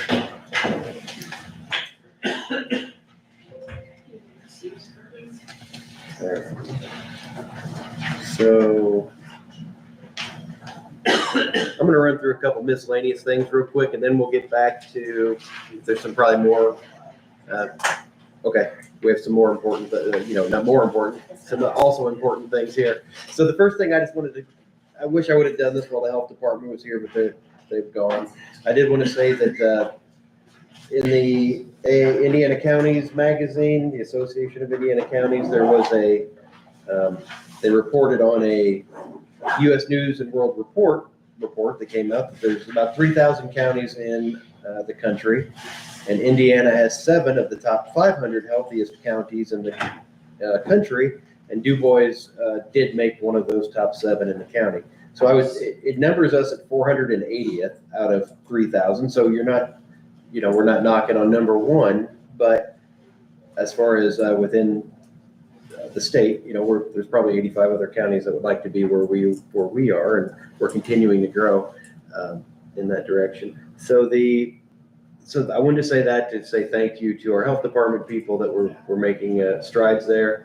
One of the negative things about this time of year, we just got out of the budget session, and the House, or the governor, signed into law that the funding for the Healthy Indiana, Health First Indiana plan was cut from $100 million to $40 million. So you see that. So that's a 60% cut on some very significant funding that the health department had been working on. So that's that's kind of a gut punch to the things they were doing. So we've got people that they've hired to start implementing some of this, and they're doing some great things. So there's going to be some work to be done to see how we finance that going forward. But we are in the top 7 out of the state of Indiana, so that's pretty good, at least according to the U.S. News and World Report, which is usually a good source. Also, with the state and the budget session, there were a couple other things I just wanted to mention. One being that something that changed on the local income tax front is that municipalities, outside of the county now, are authorized to impose rates up to 1.2% within the county total. I think the county total as a whole is 2.9%, so they lowered the maximum as a county that can be implemented as income tax, but they've allowed the cities to implement their own tax, so we'll see how that plays out. When they are cutting, the state cuts our property tax revenue that we use to fund county services. I would guess that there's going to be cities and counties around the state that are going to increase people's income taxes. So we'll see how that works out. Also, another important thing that passed was Senate Bill 433. It passed unanimously in the House and Senate, and it changes how the county veteran service officer position, how some things go along with that. It requires the Indiana Department of Veterans Administration to play a more active role in the appointment of the supervision of those offices. So that might be something that we will it'll be a change on how we do things. I have a couple other things, but we'll skip those for the moment. We have soil and water contingency plan. Was there anything that? There really is no update. They are working, Soil and Water Board is working with the 4-H Council out there, and they're negotiating. That's really the only thing I can tell you at the moment. Okay, so it's we had some surplus items, EMS. Were there any? There's another battery, another Zoll battery in the defibrillators that's gone bad, and she's hoping that we're getting close to being done with these older ones. The Zoll defibrillator battery went bad, they're about there, okay, like you said. So I'll make a motion that we approve declaring the Zoll defibrillator battery that has gone bad as surplus to be disposed of. Second. Any other discussion? All in favor, say aye. Aye. Aye, motion carries. Were there any other surplus items? We did the That was health it. department earlier. Okay. with some of the changes that we're doing with the highway county engineer. We're changing the hours and we're changing a few other things with that department, or with that potential hire. We need to update the handbook sections for the county engineer to change the hours. Is that the first thing we need to look at? Yeah, because in there, in the highway department section, supervisor, engineer, and field employees, regular workday begins at 6:30 a.m. until 4, Monday through Friday. The normal work is 9.5 hours per day, 45 hours per week. They shall have a 30-minute unpaid meal period each workday. So that's for general staff? Well, it's or supervisor, supervisors? engineer, and field employees. Okay, so we would need to modify the handbook to say that the engineer is a 40-hour staff member, correct? And I think he had from 7:30 to 4. I think that's what Marky recommended. Mr. Leakin, do you think we need to put the hours in there? Do we need to put 7 to 4? Do we need to, or some certain time, or do we need to? I personally think a lot of times he needs to be there at 6:30. But that can be, I think it could be either way. As long as he's there either starting time or at quitting time. So which would be either way. You know, if he starts at 6:30, all the guys should be there to ask him any questions if they have Right. any questions at all. Or if he'd be there at 4 o'clock. And they come in, get ready to punch out. Okay. Got any questions? I think you just have to name something, so it's just not fly by night. I mean, So we would. and it does say that, it does say in what Marky recommended, employees shall work a flexible schedule to meet the nature of the work required and the services needed by the county. But he put in here, a regular workday would begin at 7:30 a.m. until 4, Monday through Friday. It will consist of 8-hour days, 40-hour week. She'll have a 30-minute unpaid meal, and then work. So he gave us He gave us some kind of writing that, Which I'm guessing, I don't know, but I'm guessing he's on slow time.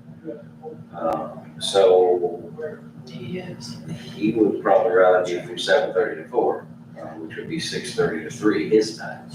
I'm happy with this because it does give the flexibility. We want somebody to, we want to know when they're going to be there most of the time, but if he needs to come in at 5 in the morning, some days he'll come, he'll be flexible. And we want to give our supervisors, engineers, those kind of things, some flexibility. So are we okay with doing this, the recommended language? Yes. Okay. So, Approve covers. Yeah. Okay. okay, so I'll read it just so we have it stated. I'll take a motion that we change the handbook to read as follows as it pertains to the engineer. Engineer regular workday begins at 7:30 until 4 p.m. Monday through Friday. Normal work week will consist of 8 hours per day for a total of 40 hours per week. Employee shall have 30-minute unpaid meal period each workday. Employee shall work a flexible schedule to meet the nature of the work required for the service needs of the county. That's the key component right there, the flexible. Yes. Okay. So the motion and is this to approve person that. would be an exempt employee, so there's no overtime, no comp time, anything like that. No comment. I will second your Okay. motion. So we have first and a second, and further, when we interviewed this person, he agrees that you do what you gotta do to get the work of the day done. Yeah. These are sort of Agree. minimum standards, minimum expectations, and I think he's aware of all that. So, first and a second, all in favor of this motion, say aye. Aye. Aye. Anyone opposed? Motion carries. And as far as the pay scale, is that something that the county council is going to work on, or do we implement the Well- range? Currently, he's a Pat 6, and the wage you guys all have kind of come to is outside of that scope, the range, so I don't know if that's something the county council sets the range, or if you guys set the range within the categorization, wage classification. The last time was like 2018 when this was implemented, or 17 sometime. It's been a while. I think the county council put it together, and I think we concurred with their action. So on the 19th, we'll have to You would know discuss better with than the me. council if they're willing to change change that classification pay range. You said it's Pat 6? It's a Pat 6. What else is in that Pat 6 range? Attorneys, let me look real quick. So our options would be, we can increase the range of Pat 6 to have a higher threshold, or we could create a Pat 7, and he'd be the only one in it. I guess my thought with increasing the range on Pat 6, depending on who's in it, that upper range might be higher than what some of those should earn. Right, the range. But I'm not certain, because I don't really know what else in A there. Pat 6 has the engineer and the deputy prosecutors. That's it? Okay. So I think the range is like $30-some. 3581 to 5013 is on this list, and this list is for 24. So this, I have an older list too. Did you have something? I don't have the 25 Oh, list, I have the put your hand up. 24 list. No, I think maybe leaving this in Pat 6, because I mean, these are professional skilled positions that. That have certain requirements. Right. Because of the range that it's set. Yeah, I just didn't want to have, So just for our friends on the council, we would say, we would not be opposed to raising the range for that category, right? That's what we would say. For 2025, the range for a Pat 6 is 3652 to 5236 per hour. So there's a 6. 3652 to what? 5236. And this would They are add, backwards. this would add about 10% to that. And I know Top that the deputy prosecutors are paid at the max range, And the current engineer was not. but he was paid 45 hours versus they're Right. paid 35. So you're not really Are they 35 or 37? So the 35. hourly requirement would stay the same, correct? Well, you're changing the engineer to 40 hours. We just changed the engineer to 40. So he'll make more per hour. Sometimes it's hard to just lump everybody into a nice little box like Pat 6 and say, hey, everybody fits here. I'd be satisfied if the council wanted to add the percentage. Are you opposed to that, Commissioner? I'm fine. Are you okay with that? I think so. Okay, so we'll keep we'll just keep the 6 categories and There's really no Support that. reason to make another one because then they'll just want to be moved up and Right. then you'll have a blank one. When is the next council meeting? The 19th. It's the evening of your next meeting. Okay. Okay, anything else from the auditor? No, that's all I have. Mr. Leakin, did you have something for us there? Yep. Okay, let's do that. I got the bids for the paving, Okay, Woodland Hill subdivision, that got rewarded at CalCar for $219,653.95. how about this? Can we, they haven't been awarded yet, but you're saying that they are the lowest, most responsive bidder? Yes. Okay. Yes. Does that sound right, Mr. Schneider? The people that he's saying are, did they all across the board were they the low bidder? Yes. And their bids were in order? Yes. Okay. Yes. So yeah, I guess that being said, you can go through and tell us which ones met that. 75 North, P&B paving, $70,745. Next one was Country Wood Estates subdivision. That was E&B paving, $52,990. Next one was 400 West. CalCar, $59,542.70. And then 540 East at 1150 South. Construction, $123,000. That's Road Northeast, Borden Hill at 900 East. As well for $172,000. And then the bid for the city portion, we will ignore and share that with the people at Huntingburg, is that correct? And they'll decide if Yes, they I need. had sent him a text and he did not respond to me yet, but yeah. For the record, the low bid on that one was CalCar, but that's not gonna be our decision. Right. So as far as for the county, do you see any reason not to go with the ones you mentioned? Nope. that they all seem good. Healthcare, EV, CNR, they're all good. They all did a good job. That seems very good. And from our estimates, we didn't see anything out of line, so that is usually good. So I'll make a motion that we approve awarding the bids to the low bidders as just read to us by the highway superintendent. Second. Any other discussion? All in favor, say aye. Aye. Motion carries. Thank you. Thank you very much.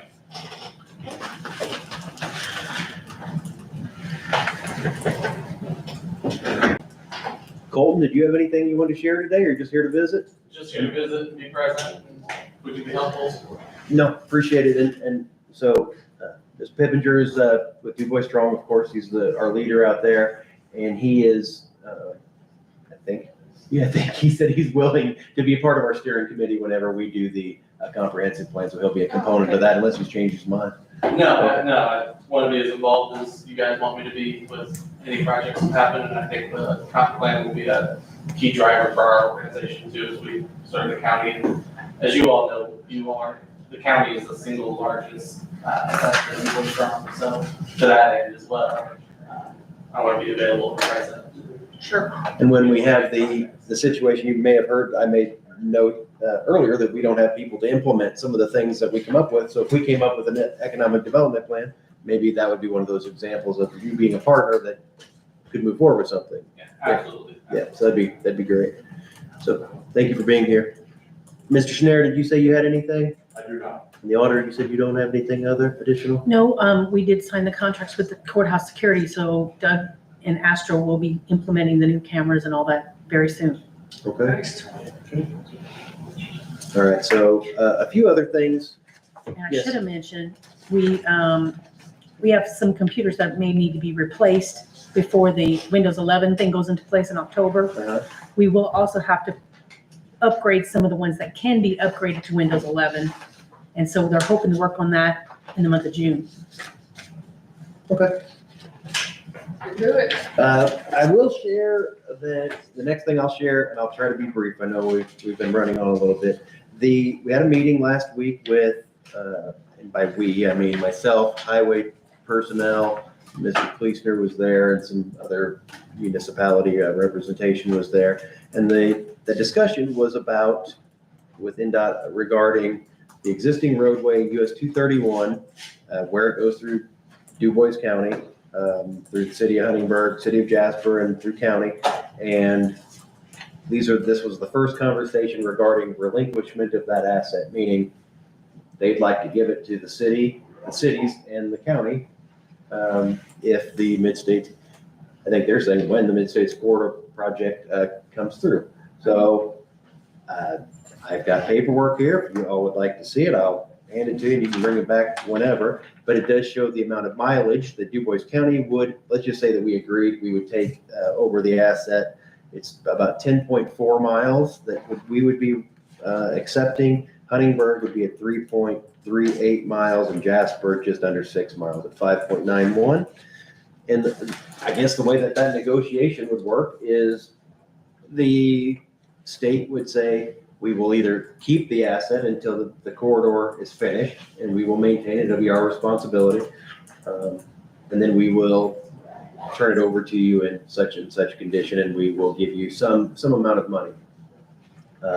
Or we being either city of Jasper, Huntingburg, or county, could take the asset now, they would give us a larger bucket of money, and then it would be our responsibility to manage that road. So it was a conversation about that. In my opinion, it was a very preliminary conversation, but it was you had to start somewhere, and that's where they started. So they've provided that for us. Previous to that, regarding the corridor, and this may have even been before our previous meeting, there was multiple meetings with county folks, not just county residents and county stakeholders about where potential interchanges would be. I don't know if that's the right word. And where, so let's just say, I'm thinking of my own personal road. I live on 500 North. They gave us like 6 different options. They said, would this be a good place for people to get on and off of the Mid-States Corridor? Or would this be a good place for there to be, where this road would still be open, and you could cross through it, or would this be one that would be dead ended? Right, so they did that on 500 North, 400 North, couple different options in front of the airport. I mean, there was 20 different options. And so at least one of them that I was on, they said, which ones do you think are most important in this section? And you could go on your phone and vote and say, I think these look like they make the most sense. Most of the time it was, the more major the road was, the more people voted that thought that would be a good place for that interchange, like 162 or 164 or old 64, those are not old, just 64. So people voted and got to start having some of that input too, just to help, I guess, the Lockmuller group and the NDOT put together what they think that if this road goes through, that's where those things would be. So again, preliminary discussion. It sounds to me like the project is still moving robustly forward. So I don't know if I have any other comments other than that. I would just add it as if you get contacted by county residents, my understanding is, encourage them to talk to the Lockmuller group and schedule time to meet with them where, they can make sure a project engineer is in that office at BEJ. Because if it's a dead end road and that affects your property, your ability to get there, NDOT and Lockmuller can work together to work. If you drive up through Bloomington, on 69, you kind of see where the 69 is, you have those like green bins and there's an access road. NDOT can work through some of those and Lockmuller can work through some of those one-off situations to make sure people have access where they need access to the best of their ability. So Because you have to encourage that as much as you can. So I think we could probably people could argue all day about what's the benefit versus what's the negative. One of the negatives would be some people are going to be adversely impacted because they're so used to going down county road whatever. In some places, county road whatever will now be a roundabout, dead end, and you have to go a different direction. Things that are being discussed at this time. Anybody have anything else? Like on 231, there's several big bridges on there that we're gonna have to take. Very, very busy road between, it's gonna be still very busy between Huntingburg and Jasper. Okay. I mean, you get the side and what, 8 foot on the sides, and it's just gonna be a lot to take care of. So one of the things that was discussed is if we took it over, we could use county highway standards instead of state highway standards, right? County road standards versus that. So they're expressing to us that if we wanted to, if one of their things says you have to have a pull off of so many feet, ours wouldn't have to be so many feet necessarily. There's different standards that we could have that may be less expensive to maintain than what the state does, or we may wish to keep it exactly as it is or make improvements. It's, a lot of open questions.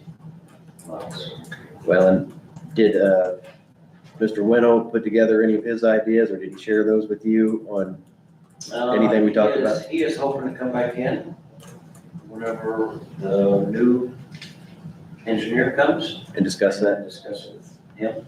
Okay. As well as whoever else. So he just will come back in. And that'd be a good time. I told him, I said, it'd be best to wait until the new engineer comes in. Sounds good. So that's ongoing.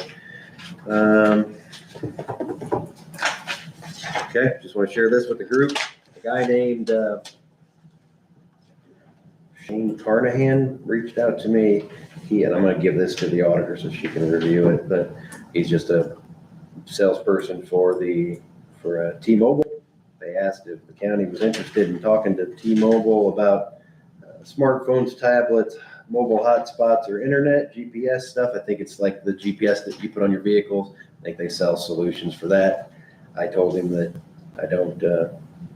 we don't have a whole lot of excitement to be doing any switching. If you don't mind, if you want to look at it, then you give it back to me. I don't know, we can kind of compare it to what we're doing now. One thing that they're trying to sell it on is that they say we have coverage of every square inch of the country, because what they're doing is they're partnering with Starlink. So if you go someplace and your phone doesn't have coverage, like there's a big dead spot. I've talked to Colton about this actually too. You go to Northeast Du Bois, for example, and if you have the wrong carrier, you're dead. I mean, there's nothing up there. You're in that school even, and you try to make a phone call, you can't make a phone call out of that school. Right. And according to the T-Mobile map, you click on it, they've got coverage, it's Starlink. So I don't know if maybe that's true or if that's marketing. There's places over by the interstate you can't get coverage. There's places between Jasper and my house that Yeah. I'll drop calls. One thing that they would do, which I think is kind of cool, if any of our offices think they want somebody with different or better service, I said, would you give us a couple samples? Let us keep it for a month and try to make phone calls at all these dead zones. And they said they'd probably be able to do that. So for whatever that's worth. You got a comment? No. You have a comment? No. Okay. Anybody else? It would just there'd be a lot of pain with switching probably too. Well, and we are under contract with our phones, so it's not like you can just say, Switch. done. Sure. And I tried to make it clear to them that I'm not chomping at the bit to make changes, but unfortunately for Sandy, I don't mind talking to people, right? All right. What else we have here? No comment. There was another article about the Senate Bill 1, and I guess I'm disappointed with it. I think it was the modest cuts that the houses will get versus the very large cuts that the businesses get. I think the way they sold it and what it actually is going to be probably won't match. We're getting a lot of repercussions from people upset, and their tax bills just went out, and that's not even affecting them yet, how this could affect them next year. So I just fear that, for example, if you save $100, which the average person may get $100 or less on their homestead, a municipality or a county is going to potentially could raise your income tax, and it'll be worse than that. So And your and the excise businesses, tax. and if the businesses are paying less, somebody else is paying more. So it's going to be, depends whose shoes you're wearing that day of who this benefits. And the taxes that were cut were already the lowest in the country. They were in the top 10 of the lowest in the country already. So I don't quite get it. Maybe somebody smarter can explain it to me. And one thing too that Mr. Schneider must tell you this one, just because I thought it was interesting, that the counties must reenact the lit rates by 2027 if we wish to continue collecting them. So I thought that, I'm sure the county council at some point will be asking you about that, because if we want to continue to keep our lit tax, you have to reenact it. And it says, starting in 2031, lit rates will have to be readopted every year. And the reason that's a problem is if you have a bond, and that bond is based on those local income taxes, and then in 4 years, none of us are here anymore, none of the council are here anymore, they may want to rescind it, then you can't pay your bond. So it's going to make your bonding more expensive. You're gonna reenact it by when? What date this year? It says municipalities are authorized within the counties must reenact lit rates by 2027 to continue collecting. 2027. So I'll leave that as it is. Sandy. As far as technology, anybody done anything with conference room technology since our last meeting, I did. other than Sandy? No. I reached out, or I did reach out, but I did research the one that you had sent. The one that he forwarded us, it was this company, right? I mean, just like we had talked about before, it's kind of more focused on the conference room type thing than it is what we're needing. And that is what the OWL does. So I'd recommend go back, watch the meeting, see how you like it. I know it's still learning the lay of the land, I think, so. But Sorry. I do want to give kudos, Matrix Integration loaned us this today so we can try it. Nice. I did log on to YouTube for just a little bit, obviously silent, just to see kind of how it reacts with what's going on. I'm kind of eager to watch the whole thing just to see how it sounds and everything before I make any kind of judgment. But Now on Did the, it look distracting? No.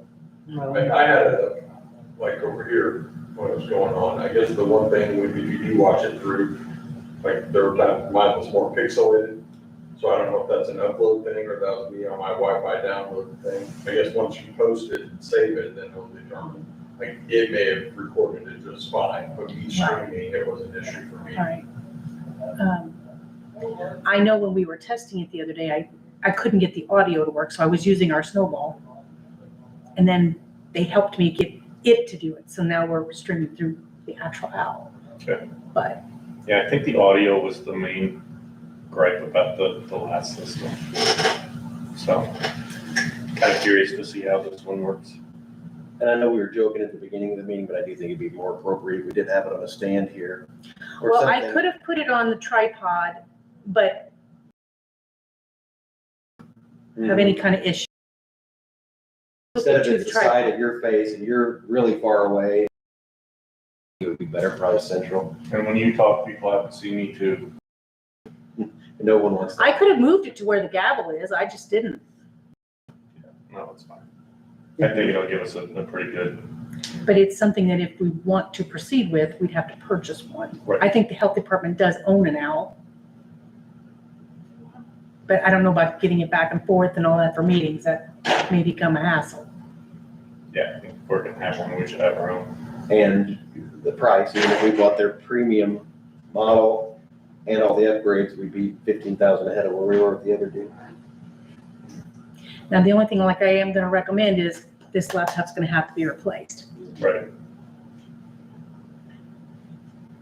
Okay. I don't think I have any other business for the meeting today. Anyone else? I don't have anything additional. Okay, we'll close the meeting.